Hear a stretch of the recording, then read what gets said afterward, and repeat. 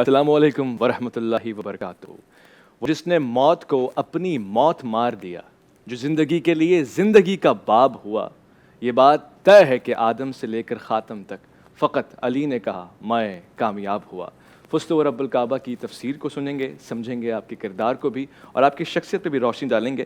پہلا سوال جو آج ہی کے موضوع کی نسبت سے میں پوچھنا چاہتا ہوں علامہ امین شہیدی صاحب آپ سے، حضرت علی کرم اللہ وجہ کی شخصیت عہد خلافت راشدہ میں اگر دیکھیں تو کیا دیکھنے کو اور سننے کو اور سمجھنے کو ملتا ہے؟ وہ 25 سال جو آپ نے گزارے۔ بسم اللہ الرحمن الرحیم۔ دیکھیے، امیر المومنین علی ابن ابی طالب اپنی سوچ، اپنی فکر، اپنی روح اور اپنے مقام کے حوالے سے گویا رسول کریم کے بھائی ہونے کے ساتھ ساتھ ان کا عکس بھی ہیں۔ سبحان اللہ۔ اس لیے آپ کو ان کا کردار ہر دور میں وہی نظر آئے گا جو رسول اللہ کا ہو سکتا تھا۔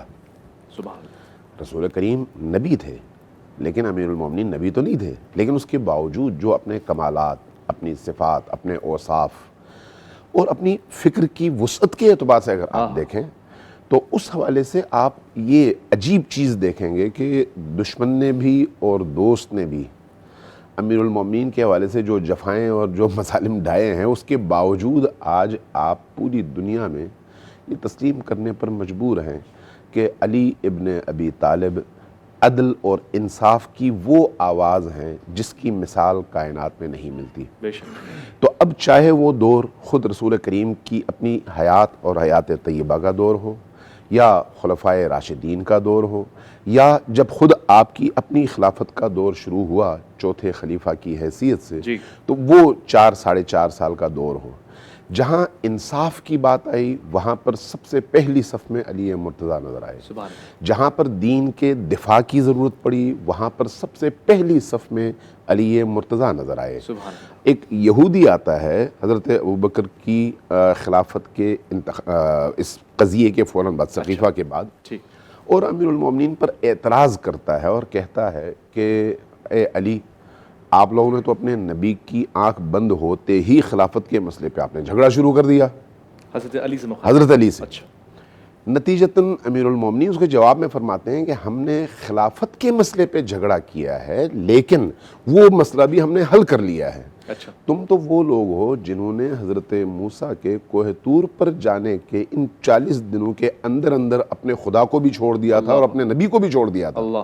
ہم نے ایسا کوئی کام نہیں کیا، ہم نے توحید کی بھی حفاظت کی، ہم نے رسالت کی بھی حفاظت کی، ہم نے اللہ کی کتاب کی بھی حفاظت کی۔ ایک جزئی مسئلے میں ہمارے درمیان اختلاف پیدا ہوا تو اس کی وجہ سے تمہیں برتری حاصل نہیں ہوئی، برتری دین اسلام ہی کو حاصل ہے۔ اس حوالے سے آپ کا یہ جواب جو ہے چونکہ یہودیوں کے مقابلے میں ہے تو اس سے ثابت ہوتا ہے کہ جہاں پر دین کی ضرورت تھی، جہاں پر دین کو دفاع کی ضرورت تھی، دین کے مسائل اور دین کی اقدار کو، ویلیوز کو اجاگر کرنے کی ضرورت تھی، وہاں پر علی ابن ابی طالب علیہ السلام نے بغیر کسی مسامحے کے، بغیر کسی تردد کے ہر جگہ اپنا فریضہ نبھایا، چاہے وہ دور رسالت ہو، چاہے وہ دور خلافت ہو، چاہے وہ 25 سال کا عرصہ ہو جس میں امیر المؤمنین خلافت میں نہیں تھے لیکن اس مدینہ میں موجود تھے۔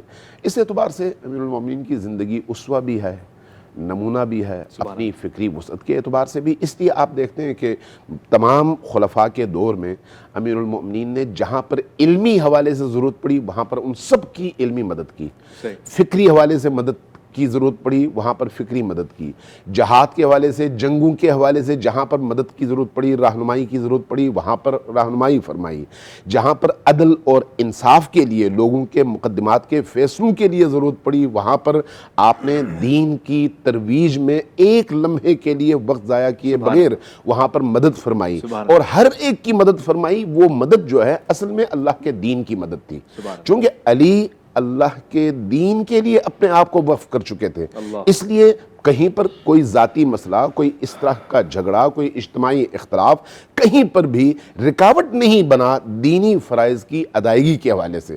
لہٰذا امیر المومنین کی زندگی ہمارے لیے اس حوالے سے ایک اسوہ اور ایک نمونہ ہے۔ سبحان اللہ، کیا خوبصورت گفتگو آپ نے فرمائی۔ علامہ اقبال نے فرمایا کہ باپ کا علم بیٹے کو نازبر ہو تو پسر قابل میراث پدر کیوں کر ہو۔ اس کردار کے پیچھے باپ کی شفقت نظر آتی ہے، کیونکہ حضرت علی کرم اللہ وجہ کی جو تربیت ہے وہ زیادہ تر تو حضور پاک صلی اللہ علیہ وسلم کے پاس ہوئی ہے، تو باپ کا کتنا کردار ہے کیونکہ آپ کثیر العیال تھے؟ بسم اللہ والصلاۃ والسلام علی رسول اللہ۔ دیکھیے، الولد سر لابی، باپ اپنے بیٹے کے اخلاق اور کردار کا عکس ہوتا ہے۔ عکس ہوتا ہے۔ حضرت سیدنا علی بن ابی طالب کرم اللہ تعالی وجہ الکریم ورضی اللہ تعالی عنہ وعلیہ السلام، سبحان اللہ۔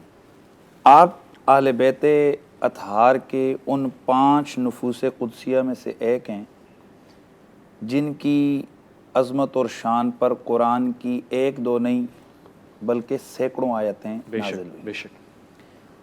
خود اکیلے حضرت مولا کائنات کی شان میں حضرت عبداللہ بن عباس رضی اللہ تعالیٰ عنہ کے بقول، جس کو بڑے بڑے ائمہ نے اس روایت کو ذکر کیا ہے، 300 آیتیں نازل ہوئیں حضرت امیر المومنین سیدنا علی بن ابی طالب۔ یہ ان 5 میں سے ایک ہیں جو تطہیر والے ہیں، یہ ان 5 میں سے ایک ہیں جو آیت مباہلہ کے مصداق ہیں، یہ وہی ہیں جو آیت مودت کے مصداق۔ سبحان اللہ سبحان اللہ۔ اب حضرت سیدنا علی المرتضیٰ کرم اللہ تعالی وجہ الکریم کی حیات طیبہ کو دیکھیں، اور میں نے ایک اور چینل پہ میں گفتگو کر رہا تھا، وہاں بھی میں نے یہ پوائنٹ اٹھایا ہے کہ ہمیں یہ پکا ذہن نشین کر لینا چاہیے کہ جو ذات مصطفیٰ ہیں وہ حادثاتی ہستی نہیں ہیں، سبحان اللہ۔ وہ مقصود کائنات ہیں۔ مقصود کائنات، آہا، اور صرف آپ کی ذات ہی مقصود کائنات نہیں ہے، آپ کے متعلقات جو معاملات ہیں وہ سارے قدرت کے پہلے سے طے شدہ ہیں۔ سبحان اللہ۔ دیکھیے، قرآن مجید صحابہ کرام اور اہل بیت کی شان میں نازل ہوا تو قرآن قدیم کلام ہے اللہ کا، تو اس کا مطلب ہے کہ لاکھوں کروڑوں یعنی کہ قدیم کلام ہے اور صفت خداوندی ہے، تو ذات خداوندی کی طرح صفت خداوندی بھی یہ حادث نہیں ہے، یہ قدیم ہے، نہ اس کی ابتدا ہے نہ اس کی انتہا ہے۔ بے شک۔ اس کا مطلب ہے کہ اس کلام ازلی کے اندر جن ہستیوں کے تذکرے موجود ہیں، جن کے اٹھنے بیٹھنے کا ذکر موجود ہے، تو یہ ہستیاں حادثاتی نہیں ہیں۔ بے شک۔ حضرت سیدنا علی المرتضیٰ کرم اللہ تعالی وجہ الکریم ہوں یا حضور کی ذات کے ساتھ متعلق ریلیٹڈ جو اور ہستیاں ہیں، صحابہ کرام ہیں، اہل بیت ہیں، ازواج ہیں، یا جن گھروں میں اللہ کے رسول نے پرورش پائی، بے شک۔ یا جو معاملات اللہ کے رسول اگر ہجرت کر کے آیا یا مکہ، یہ سب حادثاتی نہیں ہیں، یہ ساری چیزیں طے شدہ ہیں۔ اللہ۔ اب حضرت علی المرتضیٰ یہ کون ہستی ہیں؟ ولادت ہوتی ہے کعبۃ اللہ کے اندر۔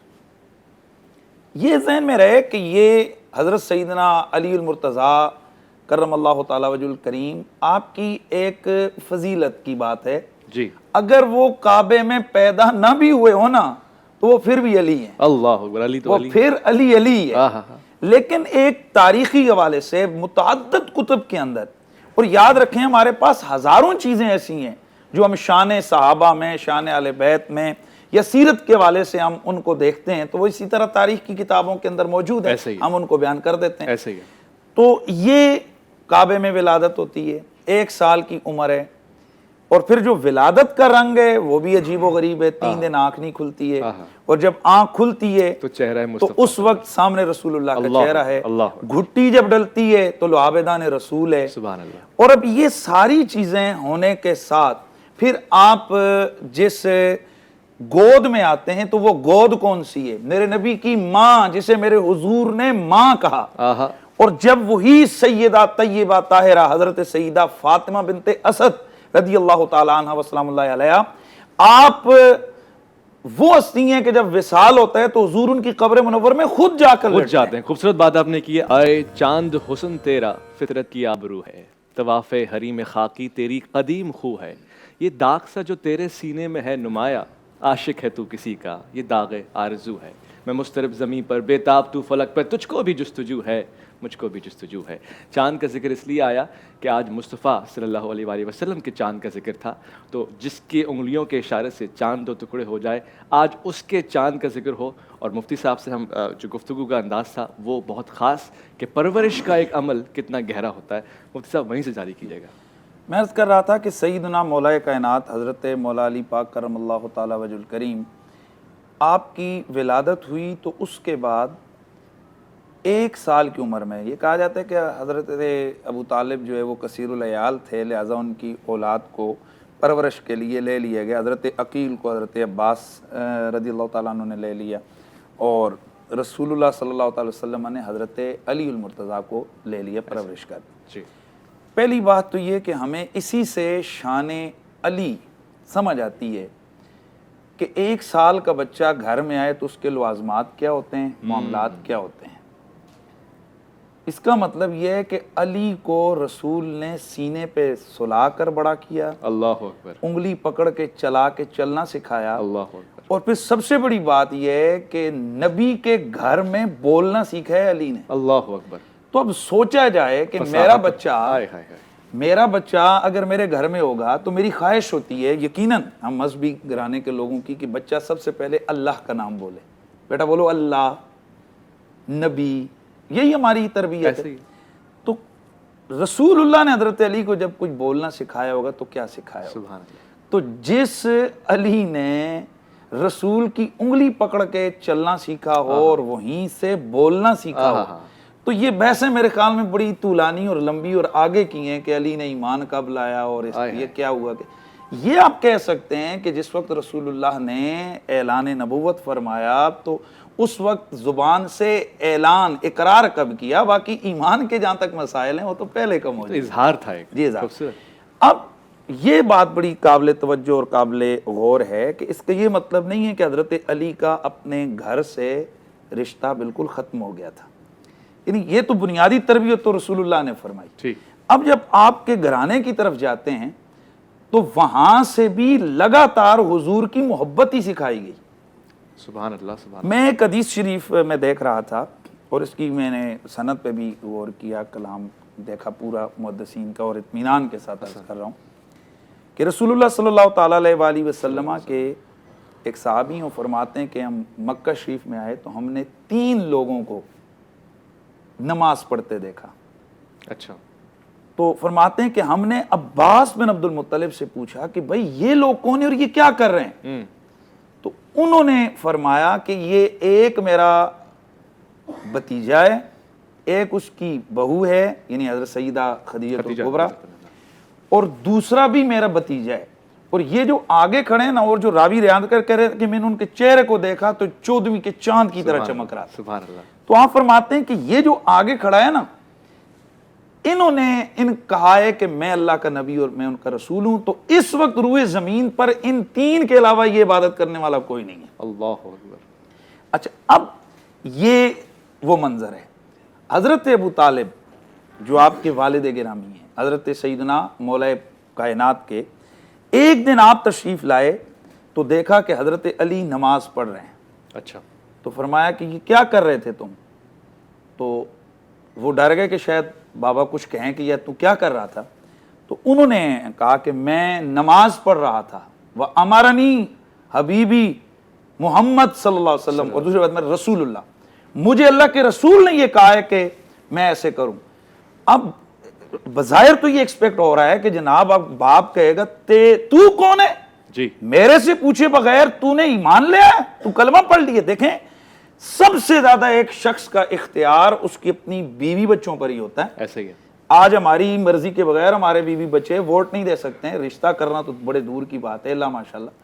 تو اب بجائے اس کے کہ کوئی احتجاج ہوتا، کوئی سزا ہوتی، کوئی تھپڑ ہوتا، کوئی، آپ نے قریب بلایا اور بلا کر فرمایا کہ میں تجھے یہ کہوں گا کہ محمد صلی اللہ علیہ وسلم کو الزم محمد، ان کو لازم پکڑ، کیونکہ یہ تجھے کبھی بھی کسی غلط بات کا حکم نہیں دیں گے، وہ جو کہتے ہیں تو ویسے کر۔ اللہ اکبر۔ تو اب ہم جب اس چیز کو دیکھتے ہیں تو گھر سے ہی حضرت ابو طالب اپنے بچوں سے زیادہ رسول اللہ سے پیار کرتے تھے۔ بے شک بے شک۔ حضور کے یہ محب بھی تھے اور حضور کے محبوب بھی تھے، یعنی رسول اللہ کے سارے چچاؤں میں سے سب سے زیادہ حضور ان سے پیار کرتے تھے۔ سبحان اللہ۔ اور یہ تو تمام تاریخ کی کتابوں میں، سیرت کی متعدد کتابوں میں موجود ہے کہ حضرت ابو طالب رسول اللہ سے اپنی سگی اولاد سے زیادہ پیار کرتے تھے۔ سبحان اللہ۔ اور میں یہاں ایک لمبی بات نہیں کر رہا، میں اتنا ہی کہوں گا کہ جناب ابو طالب یہ محسن اسلام بھی ہیں، محسن رسول بھی ہیں۔ بے شک رسول اللہ ان کے گھر میں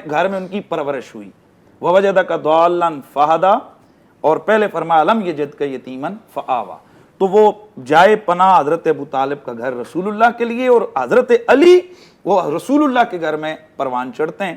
تو یہ گویا جو گھرانہ ہے، جو آپ کی خاندانی پرورش ہے، اس میں ہی محبت رسول کا پہلوکار فرمایا۔ اور یہ بھی ذہن میں رہے کہ حضرت ابو طالب یہ نہیں ہے کہ ان کو پتہ نہیں تھا کہ محمد صلی اللہ علیہ وسلم اللہ کے رسول ہیں، نبی ہیں یا نہیں ہیں۔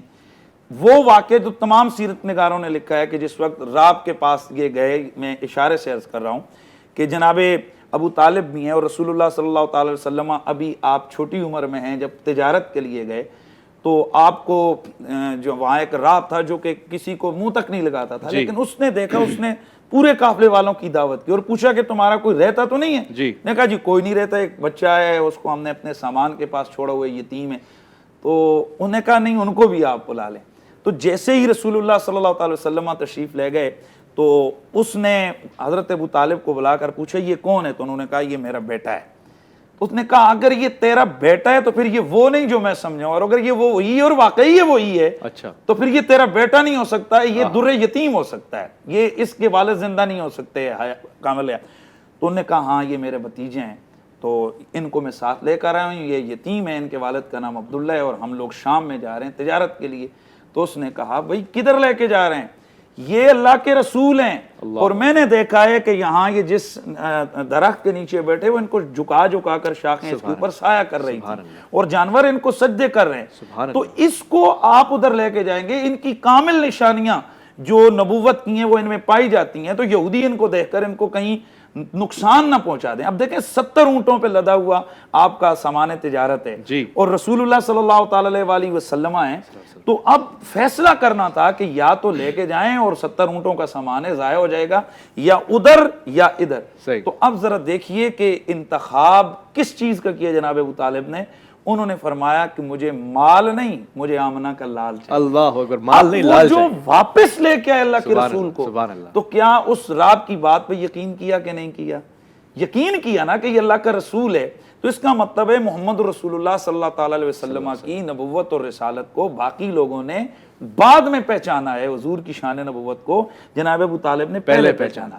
حضرت حسان بن ثابت نے بڑے بعد میں جا کر میرے نبی کی نعتیں کہی ہیں، جناب ابو طالب نے اس وقت نعت کہی ہے کہ جب حضور چھوٹی عمر میں ہیں اور ننھے ہاتھ اٹھتے ہیں، دعا کرتے ہیں، بارش برستی ہے، تو آپ فرماتے ہیں کہ وَابْيَضُ يُسْتَسْقَى الْغَمَامُ بِوَجْهِهِ سِمَالُ الْيَتَامَىٰ عِصْمَةٌ لِلْأَرَامِلِ، اور بخاری کے اندر موجود ہے کہ یہی نعت میرے حضور پھر بعد میں جب مدینے کے لوگ آتے ہیں، یا رسول اللہ ہمارے لیے مال ہلاک ہو رہے ہیں، جانیں ہلاک ہو رہی ہیں، بارش نہیں برس رہی ہے، کچھ کریں، حضور دعا فرماتے ہیں، ادھر دعا ہوتی ہے، ادھر بارش برستی ہے، ایک ہفتہ برستی ہے، اگلا ہفتہ آتا ہے، یا رسول اللہ اب تو جل تھل ہو گیا، مکان گر رہے ہیں، دعا فرمائے، حضور کے دندان مبارک ظاہر ہوتے ہیں، مسکراتے ہیں، اور پھر فرماتے ہیں اللہم لا علینا بل حوالینہ۔ جب یہ دعا ہوتی ہے تو اچانک بادل پھٹتا ہے اور دور دور تک بارش ہے، اور ادھر مدینے پہ دھوپ ہے۔ وہاں میرا نبی اپنے چچا حضرت ابو طالب کو یاد کرتے ہیں اور فرماتے ہیں کہ للہ در ابی طالب لو کان حیا لقرت عینہ ہو، اللہ بھلا کرے ابو طالب کا، اگر آج وہ زندہ ہوتے تو یہ اپنے بھتیجے کا میرا یہ معجزہ دیکھ کر ان کی آنکھیں ٹھنڈی ہو جاتی۔ پھر حضور یہ فرماتے ہیں کہ کون ہے مجھے وہ جو نعت سنائے گا، کہ جو انہوں نے حضرت علی کھڑے ہوتے ہیں، یا رسول اللہ کہیں وہ تو مراد نہیں ہے کہ ہاں فرمایا بولو، تو وہاں پر جناب مولا مرتضیٰ نے ان کی وہ نعت پڑھی۔ تو حضرت میں شاید یہ بھی پہلے کسی جگہ عرض کر چکا ہوں کہ حضرت حسان بن ثابت شاعر رسول ہیں اور صحابی رسول ہیں، شاید یہ عام لوگوں کو پتہ ہو یا نہ ہو، سب سے پہلے کسی نعت پر تضمین جو لکھی گئی ہے تو اس کی بیس وہ کلام ہے جو حضرت ابو طالب نے لکھا، اور اس پر تضمین لکھنے والے حضرت حسان بن ثابت ہیں، اور یہ ان کا پورا کلام دیوان حسان بن ثابت میں موجود ہے۔ تو آپ نے پرورش کی بات کی، تو حضرت علی المرتضیٰ کی جو پرورش ہے وہ گود رسول میں ہوئی، وہ سیدہ طیبہ سیدہ خدیجہ سلام اللہ علیہا کی جناب ان کے گھر میں ہوئی، اور وہاں علی پروان چڑھے۔ تو جو نبوت کی گود میں پلا بڑا ہو، ذرا اس کے کردار اور اس کے اخلاق کو کوئی کیا بیان کرے گا۔ خاص بھی ہو گئی، علم کا سمندر ہے علی، حکمت کا تاجدار ہے علی، اقضائے امت ہے علی، یعنی حضور کی یہ وہ حضرت علی کی شان ہے جن کو خصوصیات کہتے ہیں، صحیح۔ یعنی حضور نے ان کو اقضائے امت قرار دیا، امت کا سب سے بڑا قاضی، سب سے زیادہ علم والا قرار دیا، باب مدینۃ العلم، اور حکمت کے گھر کا دروازہ قرار دیا، علم کے خود فرمایا میں علم کا شہر ہوں، علی اس کا دروازہ ہے۔ اور دروازہ علماء فرماتے ہیں اس لیے کہا کہ دروازہ ایسی چیز ہے کہ شہر میں ایک بار جاؤ دروازے سے منہ دو بار لگتا ہے، ایک جاتے ہوئے اور ایک آتے ہوئے۔ تو اس کا مطلب یہ کہ حضور بتانا چاہتے ہیں کہ اگر مجھ محمد سے فیض لینا چاہتے ہو اور میری نبوت اور شان رسالت سے اگر تم کچھ حاصل کرنا چاہتے ہو اور میرے شہر علم سے اگر تم خیرات لینا چاہتے ہو تو علی سے دوہرا رشتہ رکھنا پڑے گا۔ اپنی تعویلیں میں، میرا یہ ذوق ہے، میں کہا کرتا ہوں اس علی سے بھی پیار کرنا پڑے گا جو 5 تن میں کھڑا ہے، اور اس علی سے بھی پیار کرنا پڑے گا جو 4 یاروں میں کھڑا ہے۔ سبحان اللہ، یعنی اس علی سے بھی پیار کرنا پڑے گا اور اس علی سے بھی پیار کرنا پڑے گا، اعتدال کا راستہ بھی اپنانا ہے۔ بہت خوبصورت بات آپ نے یعنی کہ میں اختتام اسی بات پر کرتا ہوں کہ منظر فضائے دہر میں سارا علی کا ہے، جس سمت دیکھتا ہوں نظارہ علی کا ہے۔ خوبصورت خوبصورت تربیت کی بات جو آپ نے کر دی، یہ آج کے بچوں کے لیے بھی ہے کہ بہت ضروری پہلو ہے تربیت خاص ہونا اور جوہر قابل ہونا۔ علامہ صاحب نے ایک گفتگو کی جس میں آپ کا خلفۂ راشدین کے درمیان جو کردار رہا اس پہ تبصرہ ہو گیا، آپ نے تربیت پہ بات کر دی۔ قاری صاحب میں چاہتا ہوں کہ اسلام پہ جب مشکل آئی ہے تب آپ کا کردار کیا رہا، خاصہ کیا تھا آپ کا؟ جزاکم اللہ ربانی صاحب، رسول اکرم صلی اللہ علیہ وسلم کی جو صحابہ کرام کے ہاں تربیت تھی آپ کی، ہر صحابی نے اپنا اپنا ایک کردار ادا کیا اسلام کے ہر مشکل وقت میں، حتیٰ کہ سیدنا علی المرتضیٰ رضی اللہ تعالی عنہ کی حیات مبارکہ میں جب ان کی خلافت میں بھی مشکل اوقات آئے ایسے تو آپ نے انتہائی مثبت کردار ادا کیا اور صحابہ کرام کا خیال رکھا اور کشت و خون سے بچنے کی ہر ممکن کوشش کی، لیکن منافقین بعض دفعہ اپنے عزائم میں کامیاب ہو جاتے، لیکن انہوں نے ہمیشہ صلح کا دامن اپنائے رکھا۔ پہلی بات تو یہ ہے کہ میں یہ کہتا ہوں کہ جیسا کہ مفتی صاحب نے فرمایا کہ ہم اس علی کو بھی مانتے ہیں جو 5 تنوں میں کھڑے ہیں اور جو 4 یاروں میں کھڑے ہیں، میں کہتا ہوں ہم تو اس علی کو مانتے ہیں جو ان نبی کے ان تنوں میں کھڑے ہیں جو سارے تن پاک ہیں۔ صحیح، نبی کے سارے تن پاک، آپ اس سے قبل بھی کہہ چکے ہیں ہم اس کو محدود نہیں کرتے، سارے تن ہم نبی کے پاک مانتے ہیں۔ اہل بیت کا ایک خاصہ ہے، وہ حوالے سے ذکر جی۔ اور دوسری بات یہ کہ اللہ رب العالمین کے لیے لفظ قدیم اور اللہ رب العالمین کے کلام کے لیے لفظ قدیم کا استعمال درست نہیں۔ قدیم بھی اس کی ابتدا ہوتی ہے، پرانا ہوگا اور پرانا ہوگا اور پرانا ہوگا، لیکن نہیں، اللہ رب العالمین کی ذات هو الاول والآخر والظاہر والباطن، اللہ رب العالمین کی نہ ابتدا ہے نہ انتہا ہے، قدیم کا اطلاق اللہ رب العالمین کی ذات پر نہ کیا جائے۔ علی المرتضیٰ رضی اللہ تعالیٰ عنہ، جیسا کہ رسول اکرم صلی اللہ علیہ وسلم نے فرمایا کہ میری علی کے ساتھ وہی نسبت ہے جو حضرت موسیٰ علیہ السلام کے ساتھ حضرت ہارون علیہ السلام کی تھی، لیکن میرے بعد کوئی نبی نہیں۔ بے شک بے شک۔ پھر نبی کریم صلی اللہ علیہ وسلم نے یہ بھی فرمایا کہ علی جو بچے ہیں، جو چھوٹے بچپن میں جو لوگ ایمان لائے، تو سیدنا علی المرتضیٰ رضی اللہ تعالیٰ عنہ بچوں میں سب سے پہلے ایمان لائے، جس طرح بڑوں میں صدیق اکبر ایمان لائے، جس طرح خواتین میں سیدہ خدیجہ الکبریٰ رضی اللہ تعالیٰ عنہ ایمان لائے، اسی طرح کم عمر صحابہ میں سب سے پہلے سیدنا علی المرتضیٰ رضی اللہ تعالیٰ عنہ ایمان لائے۔ اسی طرح رسول اکرم صلی اللہ علیہ وسلم نے خیبر سے پہلے آپ نے یہ فرمایا کہ کل میں اس شخص کے ہاتھ میں جھنڈا تھماؤں گا جس سے اللہ بھی راضی ہے، اس کا رسول بھی راضی ہے، اور اللہ تعالیٰ اس کے ہاتھ پر مسلمانوں کو فتح عطا فرمائے گا۔ سب صحابہ کرام کی نظریں لگ گئیں اسی بات پر کہ وہ کون خوش نصیب ہو سکتا ہے۔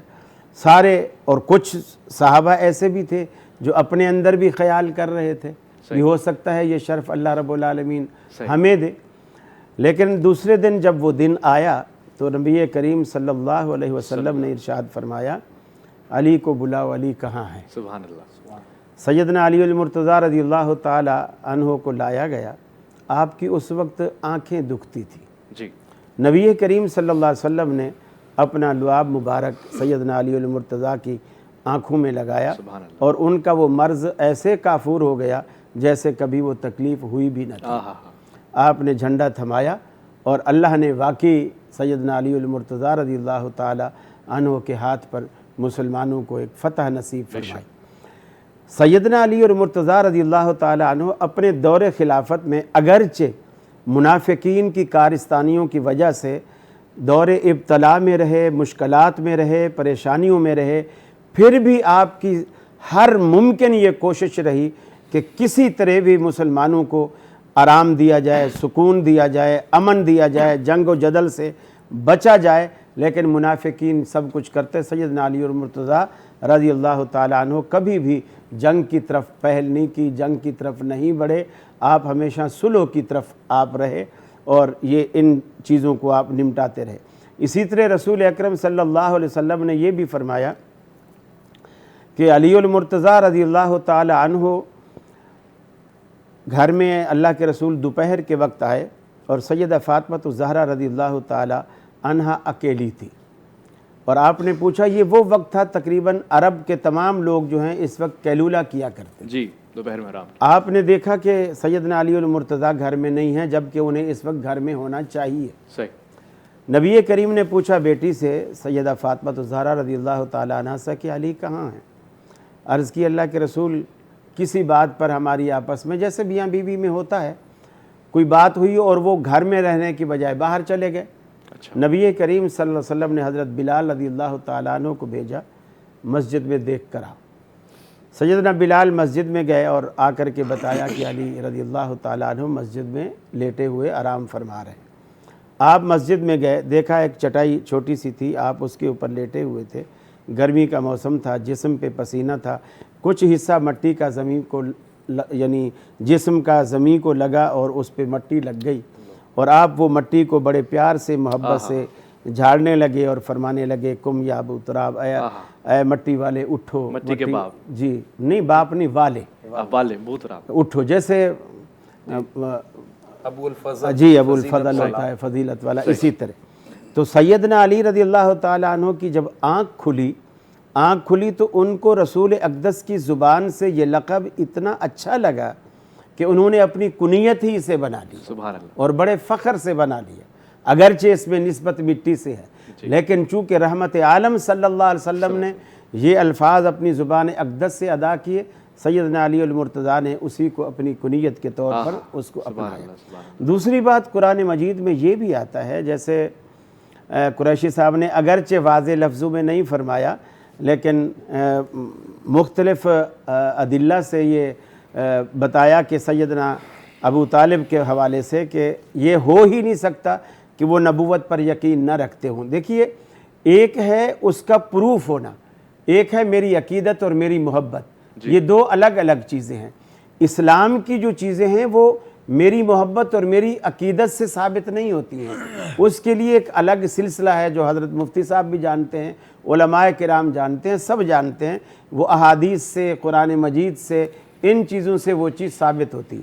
قرآن مجید میں اللہ رب العالمین نے فرمایا اِنَّكَ لَا تَهْدِي مَنْ أَحْبَبْتَ وَلَكِنَّ اللَّهَ يَهْدِي مَنْ يَشَاءُ۔ امام نووی رحمۃ اللہ علیہ فرماتے ہیں تمام مفسرین نے یعنی متفقہ طور پر اس کی یہی تفسیر کی ہے کہ اللہ رب العالمین نے اس آیت کو ابو طالب کے بارے میں ضمن میں اس آیت کو نازل کیا۔ دوسری بات یہ ہے کہ بخاری اور مسلم کی روایت ہے جس میں رسول اکرم صلی اللہ علیہ وسلم نے فرمایا کہ جس میں یہ الفاظ بھی ہیں، چچا میرے کان میں ہی کلمہ پڑھ لے، چلو میں قیامت کے دن رب العالمین کے ہاں گواہی دوں گا۔ تو وہ بخاری مسلم اس کی تصریح کرتی ہیں کہ انہوں نے کہا میں جو عبد المطلب کے دین پر دنیا سے رخصت ہو رہا ہوں، اور اس کی صراحت بھی وہاں موجود ہے۔ ہم یہ نہیں کہتے، دیکھیے یقین ابو لہب کو بھی تھا، یہ نہیں کہ نہیں تھا۔ جس دن اسلام سے قبل نبی کریم صلی اللہ علیہ وسلم کی جن دو بچیوں کا نکاح ابو طالب کے دو بیٹوں سے تھا، اور آپ نے جب اسلام کا اعلان کیا تو اس نے چونکہ دشمنی میں سب سے آگے بڑھا، اور کوہ صفا کی چوٹی پر بھی سب سے پہلے اس نے بد دعا کے الفاظ کہے کہ نعوذ باللہ من ذالک، نعوذ باللہ من ذالک، تبا لک یا محمد، अलहाजा जमातना, तूने हमें इसलिए जमा किया था। उसने जब बेटों को भेजा कि जाओ रसूलुल्लाह सल्लम के पास, वो जहाँ भी बैठे हैं उनके पास जाओ और उनकी बच्चियों को तलाक देकर आओ। जी। वो शख्स जब आते हैं, और ये तलाक का लफ्ज़ इतना बुरा लफ्ज़ है कि ख़ास कर औलाद वाले, बेटियों वाले, जी। उनके दिल पर एक ऐसा तीर का काम ऐसा करता ही है। सख्त लफ्ज़। नबी रहमत सल्लल्लाहु अलैहि वसल्लम ने जब ये अल्फाज सुने, आपने ज़ुबान अक़दस से फरमाया, अल्लाहुम्मा सल्लित अलैहि कल्बुम मिन किलाबिक, अल्लाह जंगली कुत्तों में से कोई कुत्ता इस पर मुसल्लत कर दे, कोई दरिंदा इस पर मुसल्लत कर दे। चुनाचे वो बेटा जब अबू लहब के पास जाता है, अबू लहब उससे पूछते हैं कि आपने कह दिया तलाक दे दी? जी दे दी। उन्होंने जवाब में कुछ कहा? तो बेटे ने कहा, उन्होंने जवाब में ये जुमले कहे। अबू लहब जो है वो थर थर कांपने लगा। उसने कहा, बेटा आज तक मैंने ऐसा कोई जुमला इस हस्ती की ज़ुबान से नहीं सुना कि इसके मुंह से निकला हो और अर्श वाले ने उसे पूरा न कर दिखाया। अच्छा। यानी वो काफिर होने के बावजूद ये यकीन रखता है ये कि मुशाहिदा है ना अबू उसका। लहब की बात। लेकिन ये तो मुशाहिदा है, उसने देखा है ऐसा, यकीन तो एक अलग शय है। मैं वही कह रहा हूँ कि वो यही कह रहा है ना कि मुशाहिदे से ही तो यकीन आता है ना, वो तो बल्कि ऐनुल यकीन हो जाता है, मुशाहिदे से ही यकीन आता है। तो अबू लहब ने कहा कि फिर वो एक सफ़र आया, एक सफ़र के अंदर अबू लहब के बेटे भी मौजूद हैं, बाकी लाओ लश्कर भी मौजूद है, एक जंगल है, रात को वहाँ क़याम करना पड़ा। अबू लहब की वो छठी हिस्स फ़ौरन बेदार हुई और उसको याद आ गया कि रसूलुल्लाह सल्लम की बद्दुआ का कहीं आज वक्त ना हो। चुनांचे तमाम सीरत निगार इसको लिखते हैं कि अबू लहब ने जैसे ये अब दायरा बना हुआ है, इस तरह लश्कर का दायरा रात को सुलाते वक्त बनाया, बीच में अपने बेटे को सुलाया ताकि पहरा हो। लेकिन जब सब की आँख लग जाती है, जंगल से एक शेर आता है, किसी को कुछ नहीं कहता। अच्छा। एक जंप लगाता है, ऐन वस्त में आता है और उसके बेटे को पकड़ता है, और लोगों को उस वक्त पता चलता है जब उसके 2 टुकड़े हो चुके हैं। अल्लाह अकबर। तो अल्लाह रब्बुल आलमीन चूँकि अल्लाह के रसूल थे, इसमें तो कोई ऐसी बात नहीं। और ये तो बहुत सारे लोगों को यकीन था, छुप छुप कर कुरान सुनते थे, वो ईमान नहीं लाते थे, लेकिन आपकी सच्चाई का उनको यकीन था। तो सिर्फ इन बुनियादों पर कि भी चूँकि वो छुप कर कुरान सुनते थे, चूँकि वो आपकी बात पर उन्होंने यकीन किया था, जब सराहत के साथ आया है, ये बात सराहत के साथ आई है। फिर वो दूसरी वो रिवायत भी जो मैं अभी बयान नहीं करना चाहता, सिर्फ इशारा देना चाहता हूँ, हज़रत अब्बास ही उसे बयान करते हैं उस रिवायत को कि जो आपसे पूछते हैं कि अल्लाह के रसूल, क्या आपके चचा ने जो आपकी बहुत खिदमत की है, क्या उसको कुछ सिला मिलेगा? अच्छा, ये बस आगे मैं मजीद बयान नहीं करता। ये रिवायत भी हज़रत अब्बास रज़ियल्लाहु ताला अन्हु बयान। कारी साहब, मुझे मुफ्ती तारिक मसूद के पास जाना था, मगर चूंकि आपने मुखातिब किया मुफ्ती हनीफ कुरैशी साहब को, तो मैं इनसे ये वजूहात और ये जवाब ले लेता हूँ। 2 बातें इन्होंने आपके सामने रखी हैं, एक तो कदीम का जुमला भी और दूसरा मेरे ख्याल में जो कदीम के हवाले से बात है, वो तो मैं खुद हैरान हो गया और चौंक पड़ा कि कारी साहब का वैसे दावा है कि वो तमाम उलूम पढ़े हुए हैं। तो ये जो शख्स भी किसी ही मकतबे में, मदरसे में पढ़ा है, वैसे तो देखें पहले बात जवाब मैं सिर्फ इतना अर्ज कर रहा हूँ कि मैंने कभी दावा नहीं किया कि मैं तमाम उलूम पढ़ा हुआ। मैं दरसे निज़ामी कम से कम आप पढ़े हुए हैं। इल्मुल कलाम की छोटी से छोटी किताब भी जो पढ़ा है, बल्कि हमारे यहाँ तो जो इब्तिदाई वो कैदानी वो पढ़ाते हैं, तो वहाँ पर भी मौजूद है कि कदीम ये एक इस्तिलाह है जो कि मुतकल्लिमीन ने रखी है। जैसे हदीस की एक इस्तिलाह ज़ईफ़ है, अब बंदा कहे जी कि नबी की हदीस भी कमज़ोर हो जाती है, तो वो एक हदीस की इस्तिलाह है, इल्मुल हदीस की। इसी तरह इल्मुल कलाम की इस्तिलाह है कदीम और हादिस। कदीम उसको कहते हैं जिसकी न इब्तिदा हो और न इंतहा हो, जिसे किसी ने बनाया हुआ ना हो। और हादिस उसको कहते हैं कि जिसकी इब्तिदा भी हो और जिसकी इंतहा भी हो, जो किसी से बनी हुई चीज़ हो। इस हवाले से इस पर मुतकल्लिमीन का इजमा है कि अल्लाह की ज़ात भी कदीम है और अल्लाह का कलाम भी कदीम है। और ये तो अल्लामा इब्न तैमिया ने अपनी पूरी जो उनकी किताब है फतावा इब्न तैमिया, उसमें 20 जगह ये लफ्ज़ इस्तेमाल किया है। जी, ये तो मैं समझता हूँ कि ये तो ضرب یضرب جس طرح طلباء کو پتہ ہے اس طرح علم الکلام والوں کو یہ پتہ ہے، میرے خیال میں مفتی صاحب بھی اس کی تائید کریں گے یہ بھی، کیونکہ یہ لفظ قدیم جو ہے یہ ایک اصطلاح ہے۔ ٹھیک، ایک چیز ہو گئی۔ اگلی بات جو حضرت نے ارشاد فرمائی ہے،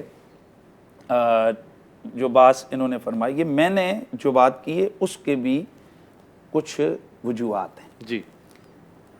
جہاں تک ایمان کا مسئلہ ہے، ہم نے اپنے جو بزرگ ہیں جس طرح امام اعظم ابو حنیفہ، انہوں نے یہ فرمایا کہ ایک شخص میں 99 وجوہ کفر کی ہوں اور ایک وجہ اس کی ایمان کی اور وہ انتہائی کمزور ہو تو آپ وجہ ایمان کو ترجیح دیں گے۔ اب ہم قرآن مجید اور احادیث رسول کو جب گہری نظر سے مطالعہ کرتے ہیں تو یہ بات بھی قاری صاحب کو پتہ ہوگی کہ بہت سارے اصول ہیں حدیث کے، کہ حدیث کے راویوں میں جس وقت حدیث کی روایت کے اندر اگر بنیادی طور پر تاریخی حوالے سے یا راوی کے حوالے سے کوئی کمزوری آ جائے، مثلا ایک راوی شامی راوی ہے جی، اور وہ روایت کرنے میں حدیث کے اندر ایسے الفاظ روایت کرتا ہے کہ جس کا براہ راست اہل بیت کے اندر نقص کا پہلو نکلتا ہے، وہ بھلے کسی بڑے سے بڑے محدث نے اس کو لیا ہوا ہو، اس راوی کی اس حدیث کو ریجیکٹ کر دیا جائے گا کہ اس کے اندر وہ جو عنصر ہے وہ شامی اور کوفی والا وہ نہ ہو۔ اسی طرح کوفی راوی اگر صحابہ کرام کے والے سے کوئی کمزور روایت بیان کرتا ہے، وہ سکہ ہی کیوں نہ ہو، اس کی اس روایت کو رد کر دیا جاتا ہے ان قرائن اور شواہد کی وجہ سے کہ کہیں وہ جو حالات زمانہ اور اثر تھا وہ تھا۔ اب ہم اگر بخاری شریف اور دیگر حدیث کی کتابوں کو دیکھیں تو ایسی 20 روایتیں ہیں جن کا یہاں میں قاری صاحب سے بھی کہوں گا تو یہ ان کا ترجمہ بھی نہیں کر سکیں گے۔ میں بالکل چیلنج سے کہتا ہوں، کیا یہ حضرت عباس رضی اللہ تعالی عنہ جو وہ آ کر حضرت امیر المومنین سیدنا عمر فاروق کے سامنے انہوں نے حضرت علی کے حوالے سے بات کہی تھی، یہ متفق علیہ حدیث ہے، یہ اس کا ترجمہ بھی یہاں اس کی سامنے ٹی وی کے چینل پہ کر سکتے ہیں؟ اس کا مطلب یہ ہے۔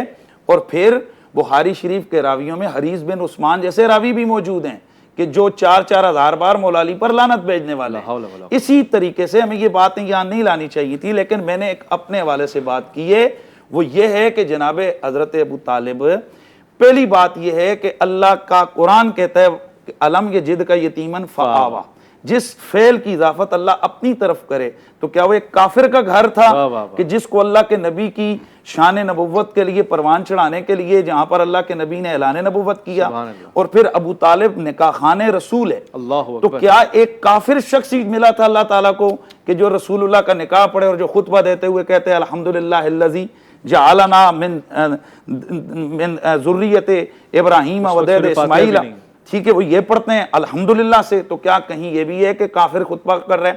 میں 20 روایتیں ہوں، 50 روایتیں ہوں، میں اس طرف نہیں جاتا کہ حدیث کا مرکزی راوی کون ہے، حضرت ابو ہریرہ جو اس کے 13 سال بعد مسلمان ہو رہے ہیں۔ اچھا، تو اگر یہی چیزیں ہم دیکھیں بہت سارے قرائن اور بہت سارے شواہد ہیں، اس لیے بڑے بڑے محدثین ابو لہب اور کہاں ابو طالب، وہ دشمن رسول جس کی مذمت میں قرآن کی آیت تبت یدا ابی لہب و تب ہے، اور کہاں وہ کہ جن کے حوالے سے اللہ کا رسول روتے رہے، پھر للہ در ابی طالب، اللہ ابو طالب کا بھلا کرے، حضور دعائیں دے رہے ہیں کہ اللہ ابو طالب کا بھلا کرے۔ اور پھر اگلی بات کہ جناب ابو طالب ان کے حوالے سے یہ چیز بھی بڑی مد نظر رہے، میں اسی بات کو میں کہتا ہوں کہ کیا بیہقی کے اندر دلائل النبوہ نے بھلے یہ حدیث ضعیف بھی ہو، یہ زیادہ سے زیادہ موضوع نہیں کہہ سکتے، ضعیف کہہ سکتے ہیں، ضعیف روایت ہے جس میں جناب عباس کہتے ہیں کہ یا رسول اللہ آپ کو مبارک ہو، میں نے اپنے کانوں سے سنا کہ آپ کے چچا جناب ابو طالب نے کلمہ پڑھ لیا ہے، میں نے کانوں سے سنا۔ ہم ان قرائن کے تحت کہ محسن رسول ہے، حضور کا مددگار ہے، علی مولا کا والد ہے، اور آل بیت کے سارے ائمہ کی جد ہے، اور قرائن موجود ہیں، شواہد موجود ہیں، تو ہم احتیاط کرتے ہیں اور اس لیے ان کا نام ادب سے لیتے ہیں۔ اور یہاں میں عرض کروں کہ دیوبندی کئی علماء ہیں وہ بیٹھے ہوئے ہیں، مفتی صاحب وہ بھی اس طرف آئیں گے، لیکن میں ایک حوالہ دیتا ہوں، اشرف علی تھانوی صاحب ہیں، ان کی 2-3 کتابوں میں پڑھا، الفاظات کے اندر بھی باقی بھی، کہ میں تو جب بھی اس ہستی کا نام لیتا ہوں تو حضرت کہہ کے پکارتا ہوں،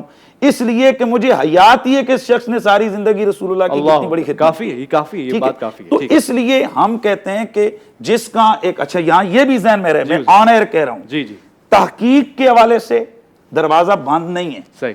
یہاں دونوں طرف کے اقوال موجود ہیں. صحیح. جو لوگ عدم کی طرف گئے اور یہ اہل تشیع کے مسلک میں بھی ہے, یہ بھی میں آپ کو بتا دوں, یہ سارے مسالک کے اندر ہے تحقیقی حوالے سے, اس میں دونوں طرف کی رائے ہیں. میں نے اپنی رائے پیش کی, ٹھیک ہے, دونوں رائے اپنی رائے کو یہ پیش خوبصورت فرما دی. حسن یہی ہے کہ دونوں رائے ہمارے سامنے آ گئی ہیں. میں مفتی طارق مسعود صاحب سے بھی ان کی رائے لینا چاہتا ہوں آپ کی شخصیت کے حوالے سے خاص طور سے. ایک تو شجاع ہے میدان میں, جس طرح آپ نے دیکھا, یہ جو متضاد کیفیتیں ہیں یہ ایک آدمی میں کیسے سما سکتی ہے کہ شجاع بھی ہو, بہادر بھی ہو اور عالم بھی ہو؟ بسم اللہ الرحمن الرحیم. دیکھیں جیسے سب حضرات نے بات کی حضرت علی رضی اللہ تعالیٰ عنہ کے فضائل سے متعلق, تو میری نظر میں جو حضرت علی رضی اللہ تعالیٰ عنہ کی جو سب سے بڑی فضیلت ہے, ہر ایک کا اپنا ذوق ہوتا ہے جی, وہ یہ ہے کہ پیغمبر کا اپنی بیٹی کسی کو دے دینا. یعنی یہ بہت بڑی بات ہوتی ہے. داماد کا انتخاب بہت سوچ سمجھ کے کیا جاتا ہے, بہت زیادہ اس پر اعتماد ہوتا ہے. اور حضرت فاطمہ رضی اللہ تعالیٰ عنہ کے لیے بہت لوگوں کے رشتے آئے تھے, بے شک, لیکن آپ صلی اللہ علیہ وسلم نے بہت سو کو انکار کیا اور فرمایا اعددتھا لعلی, میں نے ان کو علی کے لیے بٹھایا ہوا. تو یہ میری نظر میں میں سمجھتا ہوں کہ حضرت علی رضی اللہ تعالیٰ عنہ کی یہ سب سے بڑی فضیلت ہے.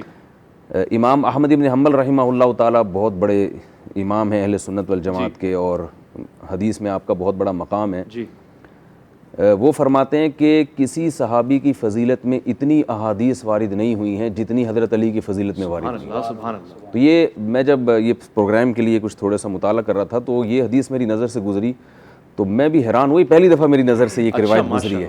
حضرت امام احمد بن حنبل کی بہت بڑی گواہی ہے کہ جتنی فضائل حضرت علی رضی اللہ تعالیٰ عنہ کے بارے میں وارد ہوئے ہیں اتنے کسی اور صحابی کے بارے میں وارد نہیں ہوئے. اور علامہ ابن حجر رحمہ اللہ تعالیٰ اس کی وجہ یہ بیان کرتے ہیں کہ حضرت علی رضی اللہ تعالیٰ عنہ کی مخالفت بہت ہوئی ہے خوارج کی طرف سے. تو یہ ایک چیز ایک ذریعہ بن گئی ان احادیث کے پھیلنے کا اور ان کے زبانوں پہ آنے کا کہ جو حضرت علی سے محبت کرنے والے لوگ تھے, جو مومن تھے, تو ان سے محبت کرنے والے لوگوں نے ان احادیث کا پرچار کرنا شروع کر دیا.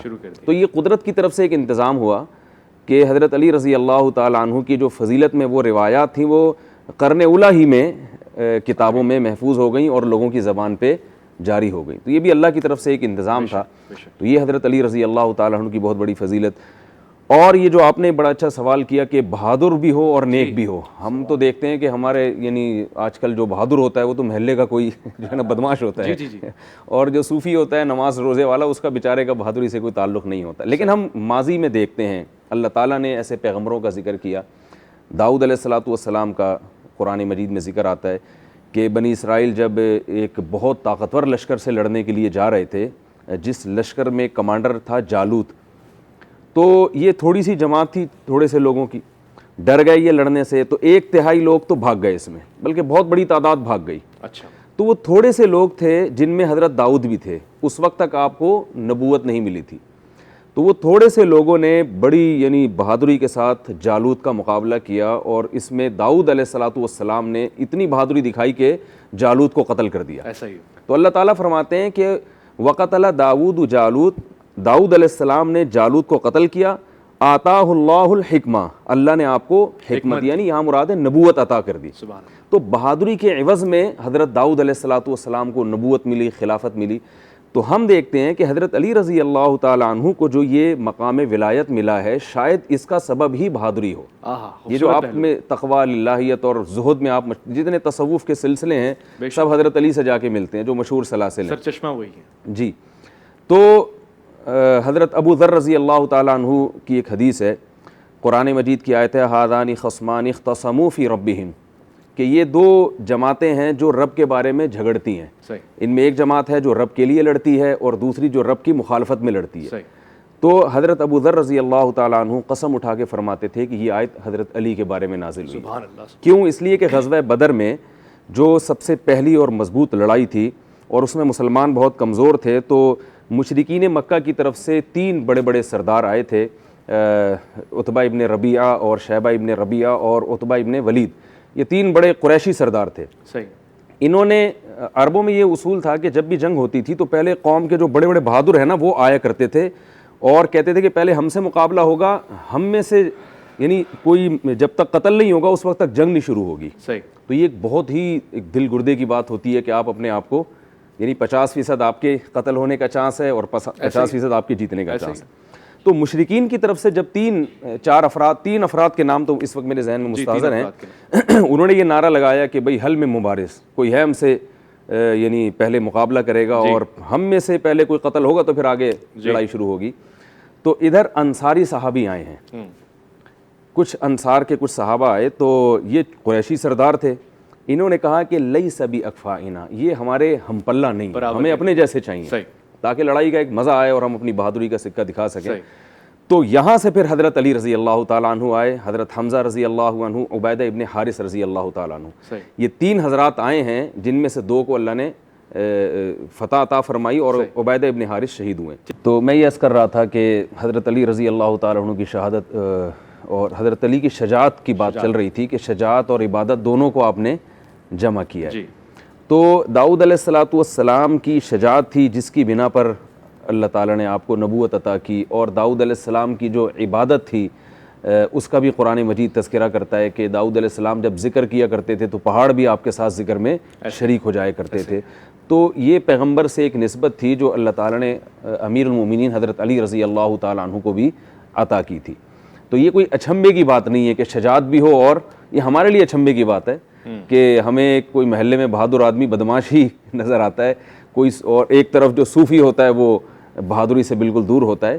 لیکن بہت سے صحابہ میں ہم یہ چیز دیکھتے ہیں اور پیغمبروں میں یہ چیز دیکھتے ہیں, اور حضرت علی رضی اللہ تعالیٰ عنہ کی تو یہ جو ایک کچھ اضافی جو فضائل تھے اللہ تعالیٰ نے آپ کو دیے تھے اس میں آپ کی یہ خصوصی فضیلت تھی. اچھا, ایک اور آپ نے عرض کیا مثال کے طور پہ آپ نے انبیاء کا جو باب ہے وہ کھولا, صحابہ کرام سے بھی آپ نے مثال دی, چند ایک مثال بھی اگر پیش کر دیں. حضرت عمر رضی اللہ تعالیٰ عنہ کی بہادری بڑی مشہور ہے, اور میدان جنگ جب مکہ مکرمہ میں چھپ کے نمازیں پڑھا کرتے تھے لوگ, تو حضرت عمر رضی اللہ تعالیٰ عنہ وہ پہلے شخص ہیں جنہوں نے جب ایمان کا اعلان کیا تو کہا کہ اب جس نے اپنی بیوی کو بیوہ کروانا ہے تو جو ہے وہ ہمیں روک کے دکھائے. علم میں بھی ویسے ہی, علم میں دیکھیں مسئلہ یہ ہے کہ حضرت علی رضی اللہ تعالیٰ عنہ کا جو دور ہے نا وہ کیونکہ آپ بچپن میں آپ نے اسلام قبول کیا تو آپ کا دور زیادہ نبوت میں یعنی عمر کا زیادہ حصہ نبوت میں گزرا ہے, تو اس بیس پہ بعض صحابہ کو اللہ نے زیادہ علم دیا. سبحان اللہ. حضرت مسروق الاجدع بہت بڑے تابعی ہیں, وہ فرماتے ہیں کہ اللہ تعالیٰ نے محمد صلی اللہ علیہ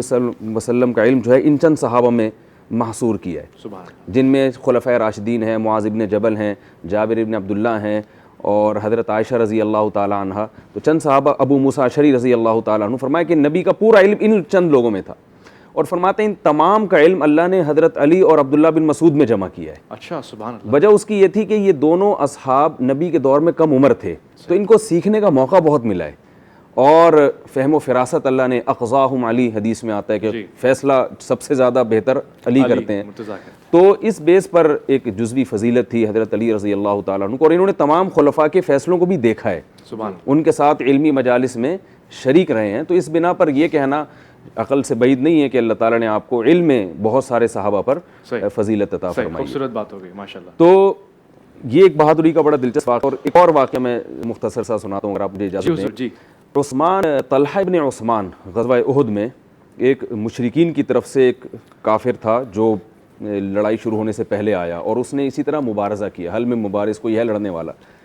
تو اس نے کلام کہا, اس نے کہا کہ یا اصحاب محمد صلی اللہ علیہ وسلم انکم لتزعمون, تم لوگ یہ دعویٰ کرتے ہو کہ انکم لتعجلون بسیوفنا الی النار ونحن نعجلکم بسیوفکم الی الجنہ, کہ ہم تم سے لڑیں گے تو ہم تلوار کے ذریعے تمہیں بہت جلدی جنت میں پہنچا دیں گے, اور تم تلوار کے ذریعے ہمیں بہت جلدی جہنم میں پہنچا دو گے. تو آؤ مقابلہ کر کے دیکھتے ہیں کہ هل منکم من احد یعجلنا بسیوفہ بسیفہ الی الجنہ ونعجلہ بسیفنا الی الجنہ ویعجلنا بسیفہ الی النار. تو آؤ مقابلہ کر کے دیکھتے ہیں, پتہ چل جائے گا کہ ہم میں سے کون ہے کہ ہم اس کو جلدی جنت کی طرف پہنچاتے ہیں یا تم ہمیں جلدی جہنم کی طرف پہنچاتے ہو. یہ بڑا اس نے تکبر والا دعویٰ کیا. حضرت علی رضی اللہ تعالیٰ عنہ کھڑے ہوئے ہیں اور مقابلہ شروع کیا, اور اس کو جب اس کی ٹانگ پہ وار کیا, وہ نیچے گرا تو اس کا سطر کھل گیا. حضرت علی رضی اللہ تعالیٰ عنہ پیچھے ہٹ گئے اور اس کو حیا کی وجہ سے چھوڑ دیا. تو یہ بھی ایک متکبرانہ دعویٰ تھا جس کا بڑھ کے حضرت علی رضی اللہ تعالیٰ عنہ نے وار کیا. تو یہ آپ کی بہادری کا ایک بڑا بہترین واقعہ. اور حدیث میں آتا ہے کہ حضرت علی رضی اللہ تعالیٰ عنہ نبی صلی اللہ علیہ وسلم کے سب سے قریب ہوا کرتے تھے جنگوں میں. اللہ اکبر. اور یہ بھی حدیث سے ثابت ہے کہ گھمسان کی لڑائی میں سب سے زیادہ سخت ترین جگہ پر ہمارے نبی صلی اللہ علیہ وسلم ہوا. بے شک ایسی تربیت تو آپ سے پا رہے ہیں نا. تو یہ اللہ تعالیٰ نے آپ کو فضیلت دی تھی, بہادری, اور بچپن سے اسلام لائے, اور پھر اور یہ تو ظاہر ایک فضیلت میں جتنا کہا جائے کم ہے, اور دوسرے حضرات بھی بیٹھے ہیں. جی بالکل ایسی ہے کہ جتنی گفتگو ہو کم پڑ جاتی ہے. تاریخ بھری پڑی ہے. مفتی نوید عباسی صاحب, ایک خاص مقام ایسا ہے, ہم نے زندگی پہ نظر ڈالی, شہادت تک ہم ابھی تک نہیں گئے, گو کہ زندگی مدنی اور مکی حصوں میں گزر رہی ہے, مگر مکی حصے میں ایک خاص حصہ ہے آپ کی ولادت. یہ سچ ہے کہ آپ کی ولادت خانہ کعبہ میں ہوئی؟ وہ ذرا منظر بیان فرما دیجیے. بسم اللہ الرحمن الرحیم. ماشاءاللہ آج تو بڑی اچھی گفتگو رہی, اور قاری صاحب نے بہت سا کلام کیا, ہمارے محترم ہے قاری صاحب, اور ماشاءاللہ خوبصورت چہرہ ہے ان کا. آج تو انہوں نے قیاس بھی کیا ہے, اور اس دن بھی قیاس کیا ہے, تو قیاس کرنا یہ ہمارے لیے بہت اچھی بات ہے. تو حضرت مولا علی کرم اللہ وجہ الکریم کی, جیسا کہ مجھ سے قبل قبلہ مفتی حنیف قریشی صاحب نے ارشاد فرمایا کہ کعبۃ اللہ میں ولادت ہوئی ہے, اور اس پر بہت سارے لوگوں نے لکھا ہے, بلکہ یہاں تک لکھا ہے کہ اس پر جو ہے وہ یہ روایت تواتر کو پہنچی ہوئی ہے, اگرچہ جو ہے وہ تواتر اس معنی میں نہیں ہے, لیکن یہ شہرت کا اس درجے پر ہے کہ حضرت علی کرم اللہ وجہ الکریم کعبۃ اللہ میں پیدا ہوئے. صحیح. اور لوگ کہتے ہیں کہ جناب ایک حضرت علی کرم اللہ وجہ الکریم کا جو ہے وہ کعبہ میں پیدا ہونا تم ثابت کرتے ہو, تو کیا اس سے علی کی فضیلت ہے؟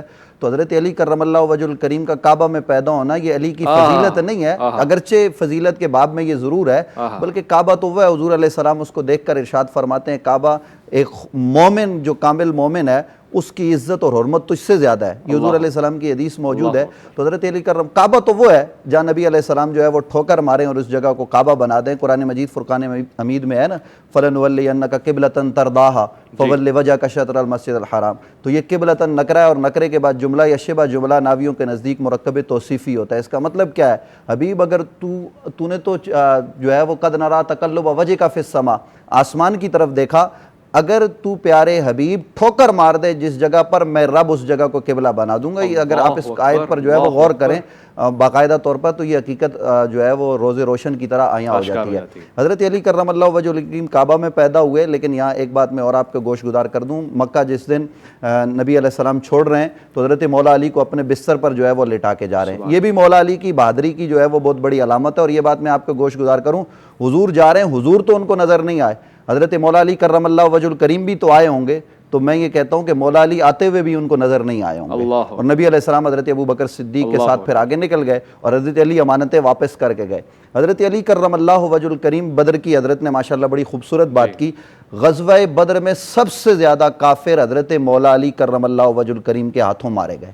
جو کم سے کم روایت ہے وہ غالباً 23 کی ہے یا 24 کی, کہ حضرت مولا علی 70 میں سے, اور جو دوسری روایت ہے وہ 36 کی ہے, اور 11 کے قتل میں مولا علی شریک ہوئے.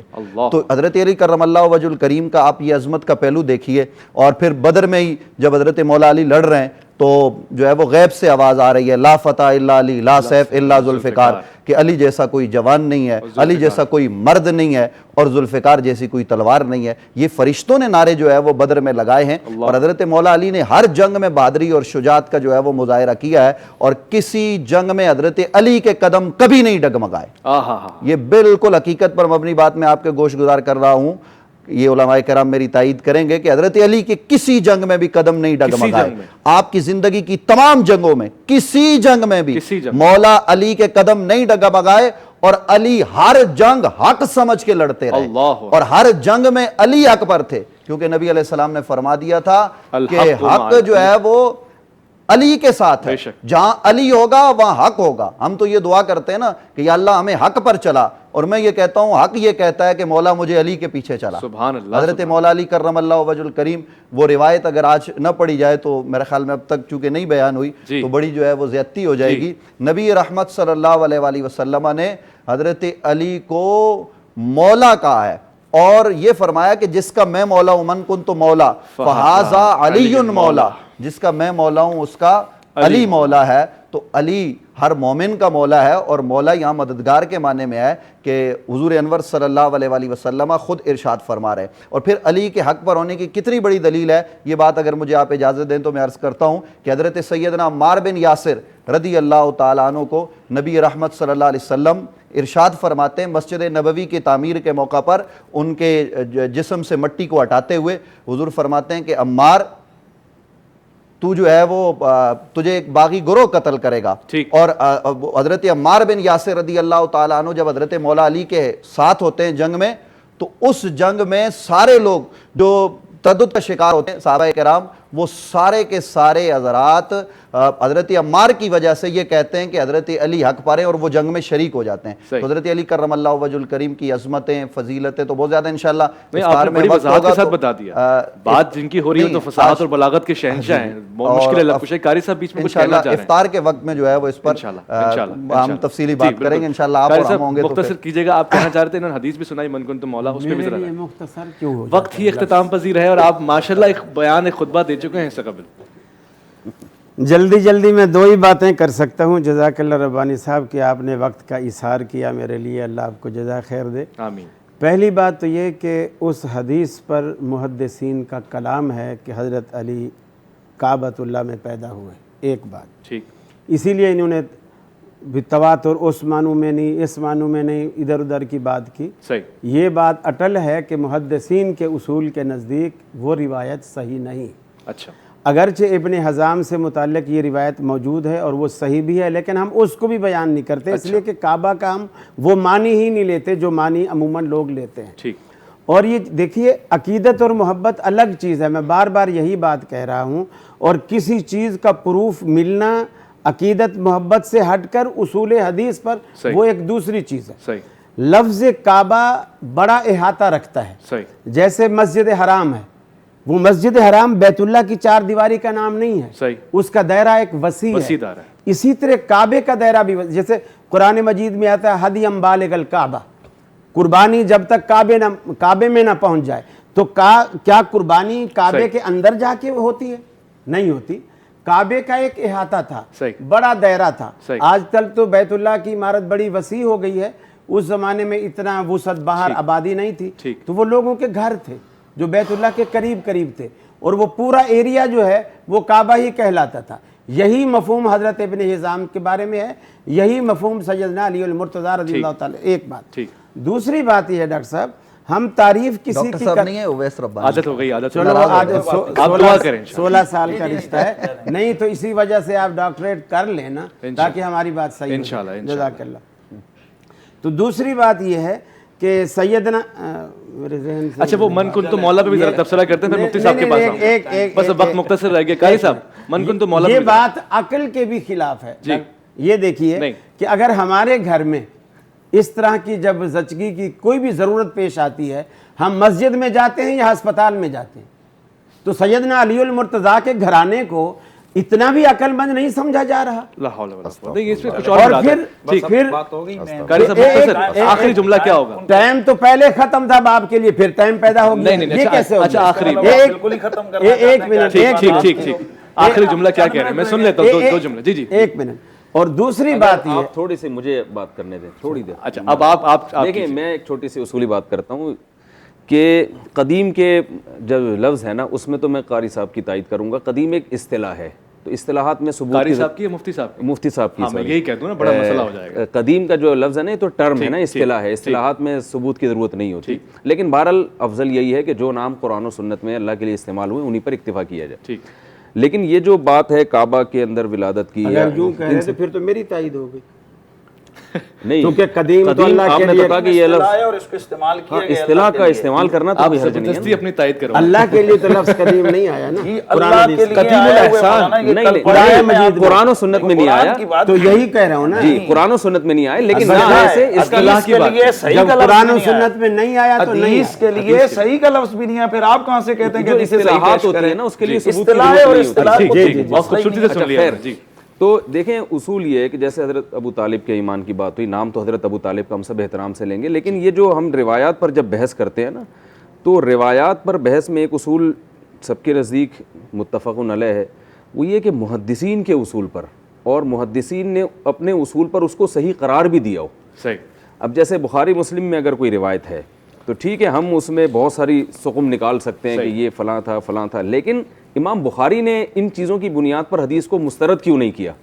نہیں کیا, اس کا مطلب یہ کہ یہ حدیث صحیح ہے. اس پر تو اجماع ہے کہ بخاری اور مسلم کی حدیث, اس کو کہتے ہیں متفقون علیہ. متفقون علیہ کا مطلب اس پر اتفاق ہے اس کے صحیح ہونے پر. اور ایمان کا جو مسئلہ ہے کہ جیسے انہوں نے کہا کہ بھئی ایک احتمال بھی اگر نکلتا ہو نا ایمان کا تو ہم اس کو ترجیح دیں گے. یہ جب پہلے کسی کا ایمان یقینی طور پر ثابت ہو جائے.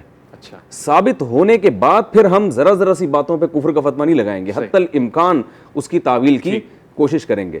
تو اگر ہم حضرت ابو طالب سے عقیدت رکھتے ہیں, اس میں تو کوئی دو رائے نہیں ہو سکتی, لیکن اور ان کے ایمان اور کفر کا مسئلہ بھی بڑا خطرناک ہے, اس پر زیادہ بحث کرنا بھی, لیکن اس میں جو ہے نا میں سمجھتا ہوں کسی طرف غلو نہیں کرنا چاہیے, اعتدال کا راستہ, ایسا طریقہ اختیار کرنا جس سے احادیث پر بھی اعتماد ختم ہو جائے, یہ بھی درست نہیں ہے. تو شاید اس قسم کے ٹاپک کو ہم موضوع بحث نہ بنائیں.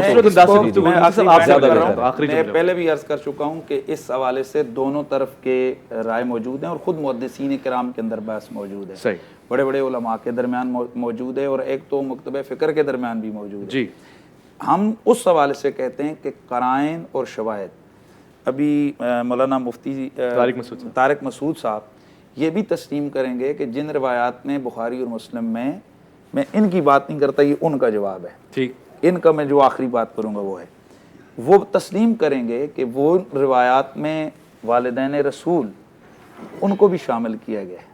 اچھا, یہ تو, اور حالانکہ ان کے جو بزرگ ہیں مشترکہ طور پر آئی ہیں, روایت بخاری مسلم کے اندر ہے, تو ان کے بھی بڑے کئی بزرگ ہیں, ہمارے بھی سارے بزرگ ہیں, وہ تو بڑے تم تراک سے ایمان کی بات کرتے ہیں, حالانکہ بخاری اور مسلم ہے. ٹھیک ہے, لیکن ہم آخری بات جو ان کے لیے اور جو وائنڈ اپ بات ہے وہ یہ, ہمارے بھی بہت سارے لوگوں نے عدم کی بات بھی کی ہے, عدم کی بھی کی ہے اور اس طرف بھی کی ہے. میں نے اپنی بات کی ہے کہ حضور کی قربت محبت, جس طرح امام آلوسی نے فرمایا کہ ان کے اگر عدم کی بات کریں گے تو اس سے اہل بیت کے جو سادات ہیں ان کے دل دکھیں گے. تو اس حوالے سے قاری, چونکہ دونوں طرف کے نقطہ نظر موجود ہے, انہوں نے اپنا بیان کر دیا, میں نے اپنا بیان کر دیا, جو جس کو جو اچھا لگے. بہت خوبصورت. جو بات آئی ہے ولادت مولا مرتضیٰ کے لیے, شاید قاری صاحب نے بہت زیادتی کی ہے آخری لفظ میں کہہ کر کہ کیا آل بیت کے گھرانے کی عورتیں ایسے حالات میں باہر. میں کہتا ہوں یہ ان کی جسارت ہے, یہی لفظ پہلے اپنی زبان سے کہہ چکے ہیں کہ صحیح روایت کے اندر حکیم بن خزام کی ولادت کعبہ شریف کے اندر موجود ہے, یہ صحیح سند کے ساتھ روایت حدیثوں میں موجود ہے. تو میں پوچھنا چاہتا ہوں کہ کیا یہی الفاظ اس صحابی رسول حکیم بن خزام کی والدہ کے لیے آپ بول سکتے ہیں, اور علی کی ماں کے لیے کیسے یہ لفظ آپ بول سکتے ہیں؟ پہلے پڑھیں اور تحقیق کریں کہ کس طریقے سے یہ ہوتا تھا. ہوتا یہ تھا جو 15 رجب المرجب ہے, متعدد محدثین اکرام نے لکھا, اس زمانے کے اعتبار سے یہ اہل عرب کی عید کا دن ہوتا تھا, اور یہ اس حوالے سے ہوتا تھا کہ ان کے لیے کعبۃ اللہ کا دروازہ کھلتا تھا, یہ مردوں کے لیے ہوتا تھا. اس سے 1 2 3 دن پہلے, چونکہ یہ دن وہ ہوتے تھے کہ پورے دائیں بائیں سے لوگ اکٹھے ہوتے تھے اور ان کے لیے کعبہ شریف کا دروازہ کھولا جاتا تھا, لوگ اپنی محبت اور عقیدت سے اندر جاتے تھے.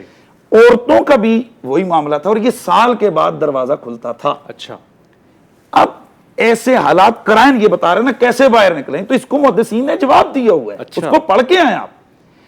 وہ فرماتے ہیں کہ انہی ایام میں ہر عورت کی یہ خواہش ہوتی ہے کہ یار میں ایسے موقع پر یہ سعادت حاصل کر لوں.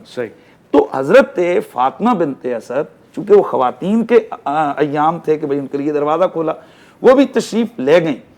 اب یہ ایک جس کو کہہ لیں کہ قدرتی امر ہے, کئی ان کی بھی خاندان کی رشتہ داروں میں کئی عورتیں ایسی ہوں گی جو بازار سودا لینے گئی ہوں گی اور اچانک کسی رکشے وغیرہ پر بیٹھ گئی اور معاملات ہو گئے تو اسپتال چلی گئیں. اب ان کو کوئی پوچھے کہ ایسے موقع پر تم کدھر گھوم رہی ہو, تو یہ وہ اس حوالے سے تشریف لے گئیں. حکمت خداوندی کا تقاضا یہ تھا کہ وہیں پر ان کی ولادت ہو گئی. تو میں یہ کہتا ہوں کہ اس انداز سے رد کرنا, دیکھیں تاریخی حوالے سے میں پہلے کہہ چکا ہوں, جو مفتی طارق صاحب نے جو واقعہ بیان کیا تم اپنی تلواریں لے کے آؤ, یہ حدیث صحیح میں موجود ہے, نکالیں سند. ابو بکر وہاں کھڑے تھے، عمر وہاں کھڑے تھے، بدر میں، احد میں، کیا یہ حدیث کے اندر موجود ہے؟ یہ سب تاریخ اور سیرت کی کتابوں میں آپ طرزیں لگا لگا کے اور مزے لگا لگا کے سب کو بیان کرتے ہیں. بدر کی جنگ ہو، احد کی جنگ ہو، خیبر کی جنگ ہو، چند چیزیں ان میں سے حدیث صحیح میں ملتی ہیں، باقی سب یہ تاریخ اور اس سے آتی ہے. ہم کہتے ہیں اس میں کوئی ایمان کفر کی بات نہیں، ایک جزوی فضیلت کی بات ہے، بس بات ہے. سوال یہ پیدا ہوتا ہے کہ یہ تسلیم کر لینے سے ہمارے کون سے عقیدے پہ ضد پڑتی ہے، ہماری خرابی کیا ہے، ہمارا مسئلہ کیا ہے. کیا اس لیے کہ حکیم بن خزام کی والدہ کے لیے وہ مانے تو ان کی فضیلت، وہ تو محدثین نے لکھا ہے، اس کو تو چیلنج نہیں کر سکتے. اور پھر یہاں اتنا بڑا محدث امام حاکم، پوری کائنات میں حاکم ایک، یہ حاکم نام نہیں ہے، حاکم رتبہ ہے. جس طرح حافظ یہ حدیث کا رتبہ ہے، حاکم یہ رتبہ ہے جس کو لاکھوں حدیثیں یاد ہیں. حافظ ذابی کو اصول یہ ہے کہ میری تلخیص کو دیکھو، اگر میں تلخیص میں رد کروں تو پھر اس کی طرف ہے، رد ہوا ہی نہیں ہے. حافظ ذابی نے یہاں پر مستدرک الحاکم میں اس جگہ پر رد نہیں کیا ہے. تو جب یہ ایک تاریخی بات ہے، کوئی ایمان کفر کی بات نہیں، تو اس کے اوپر بندہ اتنا ایکسٹریم پہ جائے کہ حضرت علی کی والدہ کے بارے میں اور اس پاک خاندان کے گھر کے بارے میں اس طرح کے الفاظ، یہ قابل برداشت نہیں ہے آپ کے لیے، لیکن نقطہ نظر ان کا لے لیا تھا. ان کی بات یہ ہے، وہ کہہ سکتے ہیں کہ بھئی ہمارے نزدیک نہیں ہے، وہ ایک مکتبہ فکر اہل حدیث کی نمائندگی کر رہے ہیں، اوکے کلیئر ہوگا یہ اہل حدیث کے لیے الفاظ کا استعمال. ہمارے دیوبندی علماء، ہمارے علماء، ہماری تاریخ کی جو مستند کتب کے اندر تاریخی بات ہے تو تاریخ کی کتابوں سے نکلے گی. حضور کی ولادت کے تذکرے ہیں، تاریخ کی کتابوں سے نکلیں گے. حضور کی ولادت کی تاریخ کے حوالے سے اختلاف ہے، یہ کہتے ہیں 12 ہے، دوسرا کہتا ہے 8 ہے، تیسرا کہتا ہے 9 ہے. تاریخ کے اندر ہے نا، حدیث کے اندر تو نہیں ہے. ٹھیک ہے، اگرچہ ہمارے پاس صحیح سند کے ساتھ 12 ربیع الاول کی روایت موجود ہے، اس طرف بھی بات کر سکتے ہیں، لیکن میں عرض کر رہا ہوں کہ اس طرح متعدد اشیاء اور چیزیں جو تاریخی حوالے سے ہیں، تو تاریخ کے لیے تاریخ ہے، تو تاریخ کی متعدد کتابوں کے اندر 100-150 کتاب کے اندر یہ چیز موجود ہے، تسلسل لکھے ہوئے ہیں. آپ کچھ کہہ رہے تھے اسی حوالے سے. میں صرف اتنا عرض کر رہا تھا کہ میری بات کو غلط رنگ دیا جا رہا ہے، غلط رنگ سے اس کو ابھارا جا رہا ہے. اب آپ خاموش میں چپ بیٹھا رہا، اب آپ میری دفعہ میں ٹائم ہی ختم ہو جائے. نہیں ٹائم ہے، آپ جاری رکھیے. حالانکہ تیسری چوتھی دفعہ بولا جا رہا ہے، ٹائم نہیں ختم ہوتا. میں شروع کرتا ہوں، ٹائم ختم ہو جائے. نہیں ہے، آپ بولیے. تو میں صرف اتنا عرض کر رہا ہوں، میں نے جب حکیم بن حزام رضی اللہ تعالیٰ عنہ کا حوالہ دیا، میں نے وہاں بھی یہ جملہ کہا کہ کعبۃ اللہ کی اصطلاح ہم یہ مراد نہیں لیتے کہ بیت اللہ کے اندر. میں نے اتنی وضاحت سے کہا کہ کعبہ کا ایریا بہت بڑا. یہ کس نے لکھا ہے کہ یہ اصطلاح نہیں لے سکتے جب حقیقی معنی موجود ہے کہ دروازہ کھلا ہے اور اندر اب آپ چپ رہے نا، مجھے کچھ کہنے تو دیں، اب مجھے تو کہنے دیں نا. آپ جاری رکھیے. آپ نے اس چیز کو میری لیے گستاخی کا باعث بنا دیا. نہیں، آپ نے ذکر غلط کیا ہے کہ ایسی خواتین اس موقع پر کیسے جاتی ہیں. اعتراض ہے، آپ اس کا جواب میں جاتی ہے، یہ اعتراض ہے. دیکھیے یہ بے ادبی کا اظہار ہے. پہلی بات یہ ہے کہ میں نے اس کعبے میں وسعت پیدا کی اور یہ تک وضاحت کی کہ بیت اللہ کے قریب گھر تھے، صحابہ کی بات نہیں ہے، فی جو بیت اللہ کے گھر تھے سارے، اور وہ سارے گھر کعبہ کے اس میں کہلاتے تھے، کعبہ کے اندر. میں نے بھی ایک حوالہ دیں کہ یہ کہلاتے. قرآن مجید کی اس آیت کا آپ ترجمہ کر کے بتائیں، حجم بالغ الکعبہ کا کیا مطلب ہے؟ بالغ الکعبہ کیا مطلب؟ یہ یہاں پر فی نہیں ہے، کعبہ فی نہیں ہے، فی ظرفیہ جو ہے نا وہاں پہ حدیث میں فی ظرفیہ، کعبہ تک پہنچے نا، لیکن فی ظرفیہ بھی. کعبہ کیا ہے بھائی؟ کعبے کے قریب بھی ہو سکتا ہے، لیکن یہاں پر فی کے لفظ موجود ہیں. کیوں ہو سکتا چلو ہے؟ فی جو فی الکعبہ کا کیا مطلب ہے؟ اللہ کے ولی وہ جو فی جو فی الکعبہ حدیث کے لفظ موجود ہیں. سیدنا علی کا حکیم بن خزام جو طارق صاحب کچھ کہہ رہے ہیں، مفتی طارق مسعود صاحب. جی بات ہے، تھوڑا سا قاری صاحب سے بھی میں گزارش کروں گا کہ تھوڑا سا اگر قاری صاحب کو مفتی صاحب، ٹھیک ہے، جب بھی مفتی صاحب ہیں یہ قاری صاحب ہیں جی، تو وہ میرا خیال ہے گستاخی پہ لے جانا تو بہت بڑا ظلم ہوگا قاری صاحب. نہیں گستاخی نہیں کی انہوں نے. میں یہ نہیں کہہ رہا، یہ لیکن بے ادبی کا انداز تو ہے نا کہ آپ کسی حضرت علی کی والدہ کے لیے یار حضرت بیت کی عورتیں کیا یہ عزت صرف آپ لوگ کرتے ہیں، تو بالکل ہم اس کو ایمان کا جز سمجھتے ہیں. اور اسی لیے اس طرح ذکر کر رہے ہیں آپ. یہ کیا ذکر قاری کر صاحب رہے یہ ہیں؟ ٹھیک جملوں نہیں کو ہے. آپ تھوڑا اس سا- کو ابھار رہے ہیں. اہل قاری صاحب. بیت کی خواتین کے لیے یہ بیت بھی ہے کہ انہیں کہا جائے کہ ایسے موقع پر کہ ان کو باہر نہ. یہ کوئی میں بات نہیں کہتا ہے. ہوں ہم اسے مسلمان نہیں سمجھتے جو اہل حدیث اہل بیت سے محبت نہ کرتا. بس بہت کافی ہو گئی, بہت یہ اچھی کیا بات بات ہوئی. ہوئی؟ چلیں آج اس مجلس کو, اس محفل کو اختتام پذیر کرتے ہیں. منقبت کی جو خواہش ہے نا قاری صاحب, یہ دعویٰ ہی ختم ہو جائے گا کہ کوئی عیب ہے, کوئی عداوت ہے, کچھ نہیں ہے. بہت اچھی بات چل رہی تھی. علامہ صاحب سے میں نقطہ نظر لینا چاہتا ہوں. حضرت علی کرم اللہ وجہہ کی ذات, پہلے تو آپ کو کرم اللہ وجہہ کیوں کہتے ہیں اس پہ بیان فرما دیجیے گا, اور پھر آپ ایک بات کہنا چاہ رہے ہیں. بسم اللہ الرحمن الرحیم. میرا خیال ہے تقریباً 1.5 گھنٹے کی گفتگو ہوئی ہے اور اس میں بہت ساری چیزیں سامنے آئی ہیں. تو میں چند نکات کی طرف متوجہ کرنا چاہ رہا ہوں اور چاہوں گا کہ ان نکات کی طرف آپ اور آپ کا چینل بھی اور پھر ہمارے علماء کرام بھی ضرور توجہ دیں. جی یہ ایام اصل میں لوگوں کو جوڑنے کے ہیں, ان کو توڑنے کے نہیں ہیں. کوشش پہلی بات یہ. دوسری بات یہ ہے کہ ہمیں اپنے عقیدے کا اظہار ضرور کرنا چاہیے, لیکن اس طرح کے الفاظ میں جس کے نتیجے میں کسی اور کی دل آزاری نہ ہوتی ہو. دل آزاریوں کا جب سلسلہ شروع ہوگا تو پھر وہ کہیں پر رکے گا نہیں, اور اس سے جو آپ کا مقصد ہے, جو ہمارا مقصد ہے, وہ مقصد جو ہے وہ فوت ہو جائے گا. دین کے جو بنیادی مآخذ ہیں ان پر اگر غور کیا جائے تو سب سے پہلا مآخذ خود قرآن کریم ہے, اور اس کے بعد نبی کریم صلی اللہ علیہ وآلہ وسلم کی ذات اقدس ہے. اس لیے ہم کہتے ہیں قرآن اور سنت. اور جب ہم سنت رسول کی بات کرتے ہیں تو نبی کریم کی یہ جو حدیث ہے جس کو اہل تشیع اور اہل سنت دونوں نے نقل کیا ہے, وہ معروف ہے اور تمام معتبر کتب حدیث میں موجود ہے, جہاں پر آپ نے فرمایا کہ انی تارکن فیکم الثقلین کتاب اللہ و عطرتی.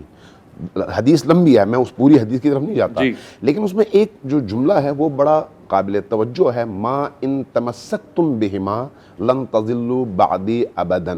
جب تک ان دونوں چیزوں کو مضبوطی سے پکڑے رکھو گے اس وقت تک تم کبھی بھی گمراہ نہیں ہوگے. اسی حدیث میں ہمیں یہ بھی ملتا ہے کہ یہ دونوں آپس میں جڑے ہوئے ہیں اور تا حوض کوثر ان کا سفر ساتھ میں ہے, یہ ایک دوسرے سے جدا نہیں ہے. ہمیں جو حکم دیا گیا ہے وہ یہ ہے کہ دین ان دو چیزوں سے لیں, قرآن سے, نبی کریم کی سیرت و سنت سے, اور اہل البیت سے. اب جب اس طرح کے مباحث کی باری آتی ہے تو یہاں پر ہم ایک بات کرتے ہیں کہ ہم نے اہل البیت سے بھی دین لیا ہے اور صحابہ کرام سے بھی دین لیا ہے, چونکہ صحابہ کرام کو ہم اہل البیت کا تسلسل سمجھتے ہیں, اور اسی طرح سے نبی کریم کی سیرت و سنت کا تسلسل سمجھتے ہیں. لیکن جہاں پر اہل البیت اور صحابہ کے درمیان اختلاف پیدا ہو تو وہاں پر ہماری پہلی ترجیح یہ ہوتی ہے کہ ہم نبی کریم کی اس حدیث کی بنیاد پر اہل البیت سے اخذ کریں اگر ان کی مخالفت میں کوئی حدیث کسی صحابی کی طرف سے آتی ہے. یہ ہمارے ان اصولوں میں سے ایک اصول ہے. اب جب اس طرح کے مباحث آتے ہیں تو اس کو تھوڑا سا حدیث کی روشنی میں اور کچھ تاریخ کی روشنی میں دیکھنا چاہیے, جیسے ابھی یہاں پر مختلف حضرات نے گفتگو کی.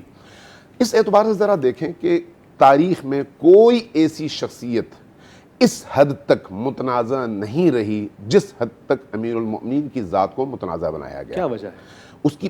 وہ ظاہر ہے مختلف وجوہات ہیں نا, وہ ایک پوری تاریخ ہے. میں صرف یہ عرض کرنا چاہوں گا کہ امیر المؤمنین کی ذات کے حوالے سے ایک پوری ریاست اور ریاست کی پوری مشینری کئی دہائیوں تک مسلسل کردار کشی اور ان کو لوگوں کی نظروں میں گرانے کی جد و جہد میں مصروف رہی. اس بات کا تو سب اعتراف کرتے ہیں چونکہ پوری تاریخ اس بات سے بھری پڑی ہے. اب جب یہ پوری کوششیں ہوئیں تو اس میں احادیث بھی گڑی گئیں, تاریخ بھی گڑی گئی, ایسی چیزیں منظر عام پہ آئیں جن کو پڑھ کے آدمی کان کو ہاتھ لگائے, بھئی اس حد تک بھی دشمنی ہو سکتی ہے, اس حد تک بھی بغض ہو سکتا ہے. یہاں تک کہ خود 40 ہجری میں جب امیر المؤمنین کی شہادت ہوئی تو لوگ ایک دوسرے سے پوچھتے تھے کہ علی مسجد کوفہ میں شہید ہوئے, کیا وہ مسلمان تھے؟ اللہ اکبر, کیا وہ مسلمان اب آپ یعنی مسلمان مسجد میں جاتا ہے نا تو لوگوں کو حیرت یہ تھی, خصوصاً شام والوں کو, کہ علی جیسی شخصیت مسجد میں, ان کا مسجد سے کیا تعلق ہے؟ اس کا مطلب یہ ہے کہ تاریخ ان تلخیوں سے بھری پڑی ہے. جب آپ ان چیزوں کو دیکھتے ہیں تو پھر ایک معیار سامنے رکھیں, اور وہ معیار نبی کریم کی ذات اور ان کا قول مبارک ہے. نبی کریم نے شیعہ سنی سب کے اتفاق کے مطابق نبی کریم نے فرمایا کہ علی مع الحق والحق مع علی. اب اگر امیر المؤمنین علیہ الصلوۃ والسلام کی ذات کے حوالے سے کوئی بات آتی ہے تو ہمارے لیے حق کا معیار نبی کریم کی ذات اقدس اور ان کا یہ کلام ہے. سبحان اللہ. جب نبی کریم دعا فرماتے ہیں اللہم ادر الحق حیث دار علی، جس طرف علی کا رخ ہو ادھر حق کا رخ موڑ دے. آپ کائنات میں یعنی اسلامی دنیا میں، اس تفکر اور آئیڈیالوجی کی دنیا میں جہاں کہیں پر بھی دیکھیں گے معیار حق ہوتا ہے اور باقی چیزوں کو اس حق کے معیار پر تولا جاتا ہے.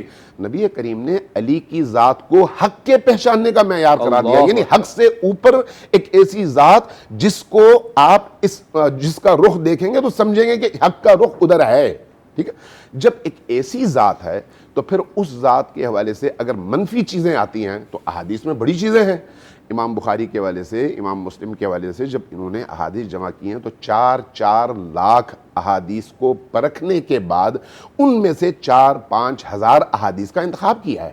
اب یہ تاریخ پڑھی ہے، انہی احادیث کی مثلا خود بخاری کی شرح میں مختلف حضرات نے یہ باتیں لکھی ہیں.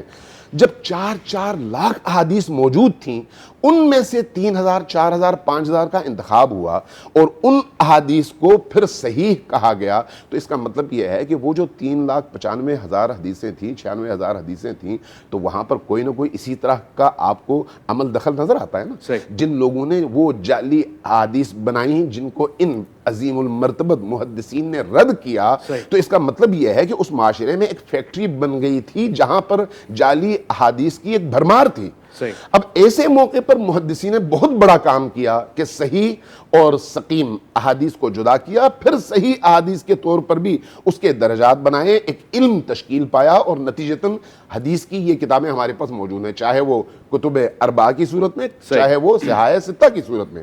اب ذرا تھوڑا سا نیچے آئیں، خود اسی صحاح ستہ کے اندر یا بخاری شریف کے اندر یا مسلم شریف کے اندر کئی ایک احادیث ایسی ہیں جو عقل سے مطابقت نہیں رکھتی، اس لیے خود محدثین اور علماء کرام ان احادیث کے حوالے سے کہتے ہیں کہ نہیں، اس کو ہم تسلیم نہیں کرتے. اچھا، ٹھیک ہے. نبی کریم کی ذات کے حوالے سے، اخلاق کے حوالے سے بعض اوقات ایسی چیزیں ہیں جو ظاہر زبان پہ نہیں آ سکتی، تو اس لیے اس طرح کی چیزوں کو انہی کتابوں میں موجود ہونے کے باوجود چونکہ ذات نبی سے مطابقت نہیں ہے اس لیے اس کو رد کر دیا جاتا ہے. ہم بھی کہتے ہیں رد کرنا چاہیے، دوسروں کو بھی اس بات پر تشویق دلاتے ہیں. بہت اچھی بات ہے کہ آپ اس کو رد کرتے ہیں چونکہ نبی کریم کی ذات سے مطابقت نہیں رکھتی. جب ہم اس طرح کے اختلافی مباحث کو دیکھیں تو ہمارے پاس ایک معیار ہونا چاہیے. وہ پہلی بات یہ ہے کہ اگر میں کسی حدیث کو سمجھ نہیں پایا یا کسی واقعے کو میں تسلیم نہیں کر سکا تو میں صرف اتنا کہوں کہ ٹھیک ہے بھائی، مجھے یہ استدلال قابل قبول میرے لیے نہیں ہے، اس سے آگے بڑھ کر کفر ثابت کرنے کی پوری کوشش جو ہے یہ پھر ناسبیت کا عنصر نظر آتا ہے. اس لیے ناسبیت سے اس محفل میں جتنے بھی لوگ ہیں ماشاءاللہ سب کے سب محبان اہل البیت ہیں. جیسے ابھی خود قاری صاحب نے بھی کہا کہ بھئی اہل البیت کی محبت کو وہ ایمان کا حصہ سمجھتے ہیں، ایمان کا حصہ سمجھتے ہیں. لیکن جب اہل البیت نبی کی بات آتی ہے نا، وہاں پر کچھ امتیازی ایسی چیزیں ہیں جو باقی جگہوں میں نہیں ہیں. آیے تطہیر اہل البیت کے حوالے سے بے شک جو مباہلے کی آیات ہیں اہل البیت کے حوالے سے، محبت کا سوال انما نطعمکم لوجہ اللہ اہل البیت کے حوالے سے ہے. اسی طرح سے قل لا اسألکم علیہ اجرا الا المودۃ فی القربى اہل البیت کے حوالے سے. یعنی اللہ نے چن چن کر ایسی آیات نازل فرمائی ہیں جس سے اہل البیت کا مقام دوسروں کے سامنے بالکل اٹھ کر سامنے آئے. اس لیے جلیل القدر ترین صحابہ کرام بھی جب اہل البیت کی بات آتی تھی تو وہ گردن اور سر جھکاتے تھے کہ بھئی یہ وہ ہستیاں ہیں جن کے بارے میں اس طرح کی آیات نازل ہوئی ہیں. لہٰذا جب اس طرح کے اختلافی مباحث سامنے آئیں تو کسی کا مسلک چاہے کچھ بھی ہو لیکن اپنے مسلک کے اعتقادات کی تشریح بیان کرنے کی بجائے اس طرح کی محافل میں وہاں پر اس حد تک بات کرنی چاہیے کہ ٹھیک ہے بھائی ہمارے ہاں یہ ثابت نہیں ہے. جب اس حد تک آپ کر دیں گے تو آپ کا موقف بھی آ جائے گا اور جو اس بات کو صحیح سمجھتا ہے، ثابت شدہ سمجھتا ہے، وہ اپنی تفصیل سے بیان کریں گا ہم کس بنیاد پر اس بات کو صحیح اور ثابت شدہ سمجھتے ہیں. لہذا میرا خیال ہے کچھ احتیاط کی ضرورت ہے. صحیح. احتیاط سے گفتگو کی ضرورت ہے, چونکہ یہی گفتگو بعد میں سند بن جاتی ہے ان لوگوں کے لیے جن کے پاس علم نہیں ہوتا. ہمارا ایک جملہ, ایک لفظ ان کے پاس ہتھیار بن جاتا ہے دوسروں کی تکفیر کے لیے, دوسروں کی گمراہی کو ثابت کرنے کے لیے, دوسروں کی گستاخی کو ثابت کرنے کے لیے, اور اس کے بعد پھر فتنہ پھیلنا شروع ہو جاتا ہے. بالکل بچہ فرمایا آپ نے. ایسے ہی احتیاط کا دامن نہیں چھوڑنا, احتیاط کا دامن پکڑنا پڑے گا. اور یقیناً اس میں کوئی دو رائے نہیں ہے کہ آپ کے فضائل دشمنوں نے بھی اور دوستوں نے بھی کم کیے ہیں, گھٹائے ہیں. جورداغ نے یہ بات لکھی ہے, کہا ہے کہ مجھے حیرت ہے اس علی پر جس کے دشمنوں نے اس کے بغض میں ان کے فضائل چھپائے اور دوستوں نے جان کے خوف کی وجہ سے چھپائے, لیکن اس کے باوجود اللہ نے ایسا نظام بنایا, جیسے ابھی مفتی صاحب فرما رہے تھے, مفتی طارق مسعود صاحب, کہ ایسا نظام اللہ نے بنایا کہ اس طرح کی تمام تر سچویشن کے باوجود آج بھی امیر المومنین علی ابن ابی طالب کے فضائل سے دنیا بھری ہوئی ہے. بے شک ایسا ہی, بہت اچھی بات ہے. یہ بھی ایک افتخار کا مقام ہے, اور مجھے اچھا یہ لگ رہا ہے کہ اتنا خوبصورت سے گلدستہ سجا ہوا ہے, ہر کوئی اپنی رائے کا اظہار کر رہا ہے, اپنی ریسرچ کا اظہار کر رہا ہے. باخدا کہیں بھی اس میں توہین یا تذلیل کا معاملہ نہیں ہے, ہر کسی نے اپنی ریسرچ کا اظہار کیا ہے. اور اب ریسرچ کی بات تھی تو ریسرچ ہو گئی, اب عقیدت کے اظہار کا معاملہ ہے. میں مفتی حنیف قریشی صاحب سے درخواست کروں گا کہ منقبت کے چند اشعار پڑھ کے آج کی اس محفل کو بارونق کر دیجیے. ماشاءاللہ ماشاءاللہ. اللہم صلی علی سیدنا مولانا محمد وآلہ وصحبہ. یہ ہمارے شاہ صاحب ہیں سید امتیاز ہیں ماشاءاللہ ماشاءاللہ. مولا علی کی تقریباً 40 منقبتیں انہوں نے لکھی. اللہ اکبر اللہ اکبر اللہ اکبر. ان کی یہ کلام ابھی انہوں نے بھیجا ہے تو میں تازہ کلام ہے. بسم اللہ بسم اللہ. علم و حکمت کے تارے ہمارے علی, بے کسوں کے سہارے ہمارے علی, جن کے دیدار کی آپ مانگے دعا. یہ نبی پاک جب بھی حضرت مولا علی کہیں باہر تشریف لے جاتے تو حضور دعا فرمایا کرتے تھے کہ یا اللہ اللہم لا تمتنی حتی ترینی علی, یا اللہ جب تک میں علی کو واپس نہ دیکھ لوں مجھے تو نے موت نہیں دینی. تو اس کی طرف اشارہ ہے, جن کے دیدار کی آپ مانگے دعا, مصطفیٰ کو پیارے ہمارے علی, ان کی آمد پہ محشر میں دیں گے صدا, اولیاء مل کے سارے ہمارے علی. سبحان اللہ سبحان اللہ. کس نے خیبر پہ گاڑا علم دین کا, کل صحابہ پکارے ہمارے علی. باب جنت کھلا سمجھو اس کے لیے, جس کو دے دیں اشارے ہمارے علی. سبحان اللہ سبحان اللہ. حشر میں جب وہ سید نظر آئیں گے ہم لگائیں گے نعرے ہمارے علی. سبحان اللہ سبحان اللہ. لگائیں گے نعرے ہمارے علی.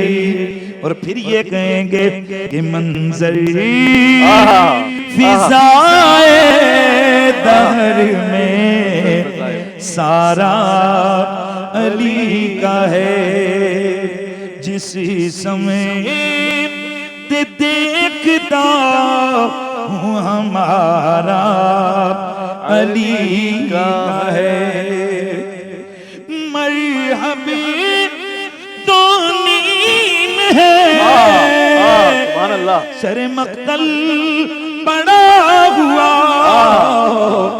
اٹھنے کا اب نہیں کہ یہ مارا علی کا ہے، مارا علی کا ہے، اور کل کا جمال جزو کے چہرے سے عیاں،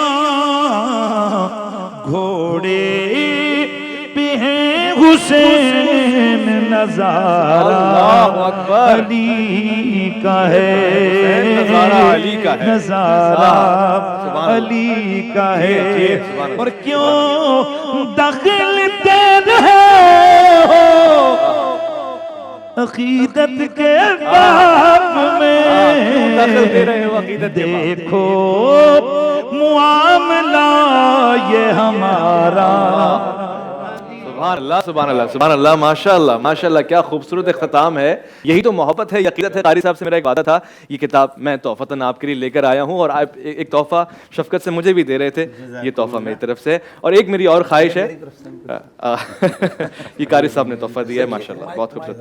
حضور میری ایک اور خواہش ہے، جسارت کر رہا ہوں، ہماری امت کو ایک پیغام جانا چاہیے، میں چاہوں گا کہ مفتی حنیف قریشی صاحب گلے لگا لیں، قاری صاحب کچھ دیر کے لیے ایک ایسا دوستی کا پیغام ہو، آج سب کے سامنے لگ جائیں تو ایک اچھا خوبصورت۔ میں یہاں یہ تھوڑا سا یہ عرض کرنا چاہتا ہوں، کئی جو دین سے دل آزار اور تنگ نظر طبقہ ہے، جی میں ان کے لیے کہنا چاہتا ہوں ضروری ہے، قاری صاحب کے ساتھ پچھلے 2 سال یعنی 2 مہینہ پورا مہینہ ہم گزارے، ابھی بھی ہم نے یہ اکٹھے 10-12 پروگرام کر لیے، میں دیکھ رہا ہوں ہمارا شدید بعض اوقات نظریاتی، فقہی اختلاف ہوتا ہے، تحقیقی، علمی اختلاف ہوتا ہے، لیکن الحمدللہ ہم نے سیاستدانوں کی طرح کبھی کسی کو جگ اٹھا کے نہیں مارا۔ جی یہ میرے پاس بیٹھے ہوئے تھے اور بڑی اطمینان کے ساتھ انہوں نے میری گفتگو سنی، میں نے ان کی سنی۔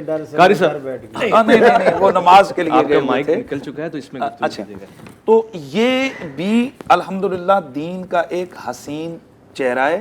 ایسا نہیں ہے کہ یہ جو بعض لوگ سوشل میڈیا پہ یہ پروپیگنڈا کرتے ہیں کہ علماء دیکھیے دین کے مسئلے پہ لڑتے رہتے ہیں، سن لیں، ضروری بات ہے، چیلنج کر رہے ہیں کہ جتنی ڈسکشن، جتنا دور ہماری فکری جہتیں کسی وقت کہاں اور کسی وقت کہاں ہیں جا رہی ہیں، اس کے باوجود ایک دوسرے کی بڑی متانت کے ساتھ گفتگو سننا اور علمی دلائل کے ساتھ ان کا رد کرنا، ہم کہتے ہیں۔ اور دیکھیے احترام کا پہلو، ادب سے وہ جناب یہاں عزت سے مل رہے ہیں، ہم مل رہے ہیں، تو ہم یہ پیغام دینا چاہتے ہیں کہ جناب والا یہ ٹالرنس صرف علماء کے پاس آپ کو مل سکتی ہے، سیاستدانوں کے پاس نہیں مل سکتی، یا کسی اور اس طرح۔ دیکھیے آدھے گھنٹے کا شو ہوتا ہے، اس میں کیا سے کیا ہو جاتا ہے۔ الحمدللہ ہماری زبان سے یہ دیکھیں وہ تھوڑا سا ہو گیا کہ میں نے ان کو کہا کہ یہ ایسے لفظ نہیں کہے، انہوں نے بھی فوراً اس کو رپلائی کیا، انہوں نے کہا جی ہم اس کو گستاخی سمجھتے، ایسی بات نہیں ہے، بات ختم ہو گئی۔ تو میں سمجھتا ہوں کہ یہ ہمارا میسج جا رہا ہے، یہ اہل تشیع مسلک سے تعلق رکھتے ہیں، اہل سنت، دیوبندی، بریلوی، مکتبہ فکر، یعنی اچھا یہ بھی ذہن میں رہے کہ مسلک نہیں ہے، یہ نقطہ نظر، یعنی اسکول آف تھاٹ ہمارا اہل سنت ہے، صرف یہ ایک محبت کے حوالے سے، اور وہ اہل حدیث مکتبہ فکر سے تعلق رکھتے ہیں، لیکن سارے ایک جو ہے نا، یہ سارے ایک اس میں عرض کروں کہ ہم سارے ایک جگہ پر بیٹھ کر اپنا نقطہ نظر ہم نے بیان کیا، اور آئندہ بھی ہم انشاءاللہ کرتے رہیں گے۔ تو یہ جو کوئی لوگوں کے ذہن میں ہوتا ہے کہ مولوی یہاں بیٹھ کے لڑ رہے ہیں، ایسا نہیں ہے، اور ایسا ہونا بھی نہیں چاہیے، نہیں ہوگا انشاءاللہ۔ کم سے کم میں ایک چیز کا دعویٰ کرتا ہوں، جی ٹی وی کی عرفان رمضان نشریات میں نہیں ہوگا انشاءاللہ، اور اب تک ہم نے اس وعدے کو وفا کیا ہے، قاری صاحب گواہ ہیں، آپ مشاہدہ کر رہے ہیں۔ جی آپ کہہ رہے ہیں رمضان میں نہیں ہوگا تو شوال میں ہوگا، عرفان رمضان میں نہیں ہوگا حضور، معرفت کے سفر میں ایسا نہیں ہوگا انشاءاللہ، اور آپ اگر شوال میں آئیں گے تو اس میں بھی نہیں ہوگا انشاءاللہ، یہ بھی ہمارا آپ سے وعدہ ہے۔ چلیں گفتگو بہت اچھی ہو گئی، میرا تو دل تھا کہ قاری صاحب سے بھی چند جملے سن لیتا مگر وقت نہیں ہے۔ میں عرض کر دیتا ہوں، جیسا کہ مفتی صاحب نے کہا بالکل صحیح فرمایا کہ ہمارے جو بھی اختلافات ہوتے ہیں وہ دلائل کی بنیاد پر ہوتے ہیں، سبحان اللہ سبحان اللہ، اور میں یہی سمجھتا ہوں جب بھی کسی سے کوئی اختلاف ہو وہ صرف زبان تک رہنا چاہیے، اس کی حرارت دل تک نہیں پہنچنی چاہیے، سبحان اللہ سبحان اللہ، اور جب کسی سے محبت ہو اس کی حرارت دل سے اٹھنی چاہیے، صرف زبان تک ہاں ہاں ہاں ہاں خوبصورت خوبصورت، کیا اچھا پیغام گیا ہے آج عرفان رمضان کے اس سیگمنٹ حکمت رمضان سے. میں بہت خوش ہوں. گو کہ آج کا دن ایسا ہے کہ غم سے بھی نسبت ہے، ہمیں دکھ بھی ہے، اداسی بھی ہے، مگر کم سے کم حضرت علی کرم اللہ وجہہ کے نام سے امت مسلمہ میں اتحاد کا ایک پیکر نظر آنے لگا ہے تو الحمدللہ. مگر علماء کرام نے اس کی ابتدا بھی کی ہے اور نظر آ رہا ہے ظاہری طور سے. مجھے امید ہے کہ آج کا دن بھی خیر و عافیت کے ساتھ گزرے گا. جہاں جہاں جو افراد اس غم میں شریک ہیں، اس کا اظہار کر رہے ہیں، پروردگار ان کو اپنے حفظ و امان میں رکھے، اور جو لوگ اعتکاف میں بیٹھے ہیں پروردگار ان کو اپنے حفظ و امان میں رکھے. خاص طور سے میری ان سے گزارش ہے اگر یہ پیغام پہنچے ہم سب خاکساروں کے لیے دعا کیجیے گا. پروردگار پورے ملک پاکستان کو اپنے حفظ و امان میں رکھے. خیر آباد، فی امان اللہ.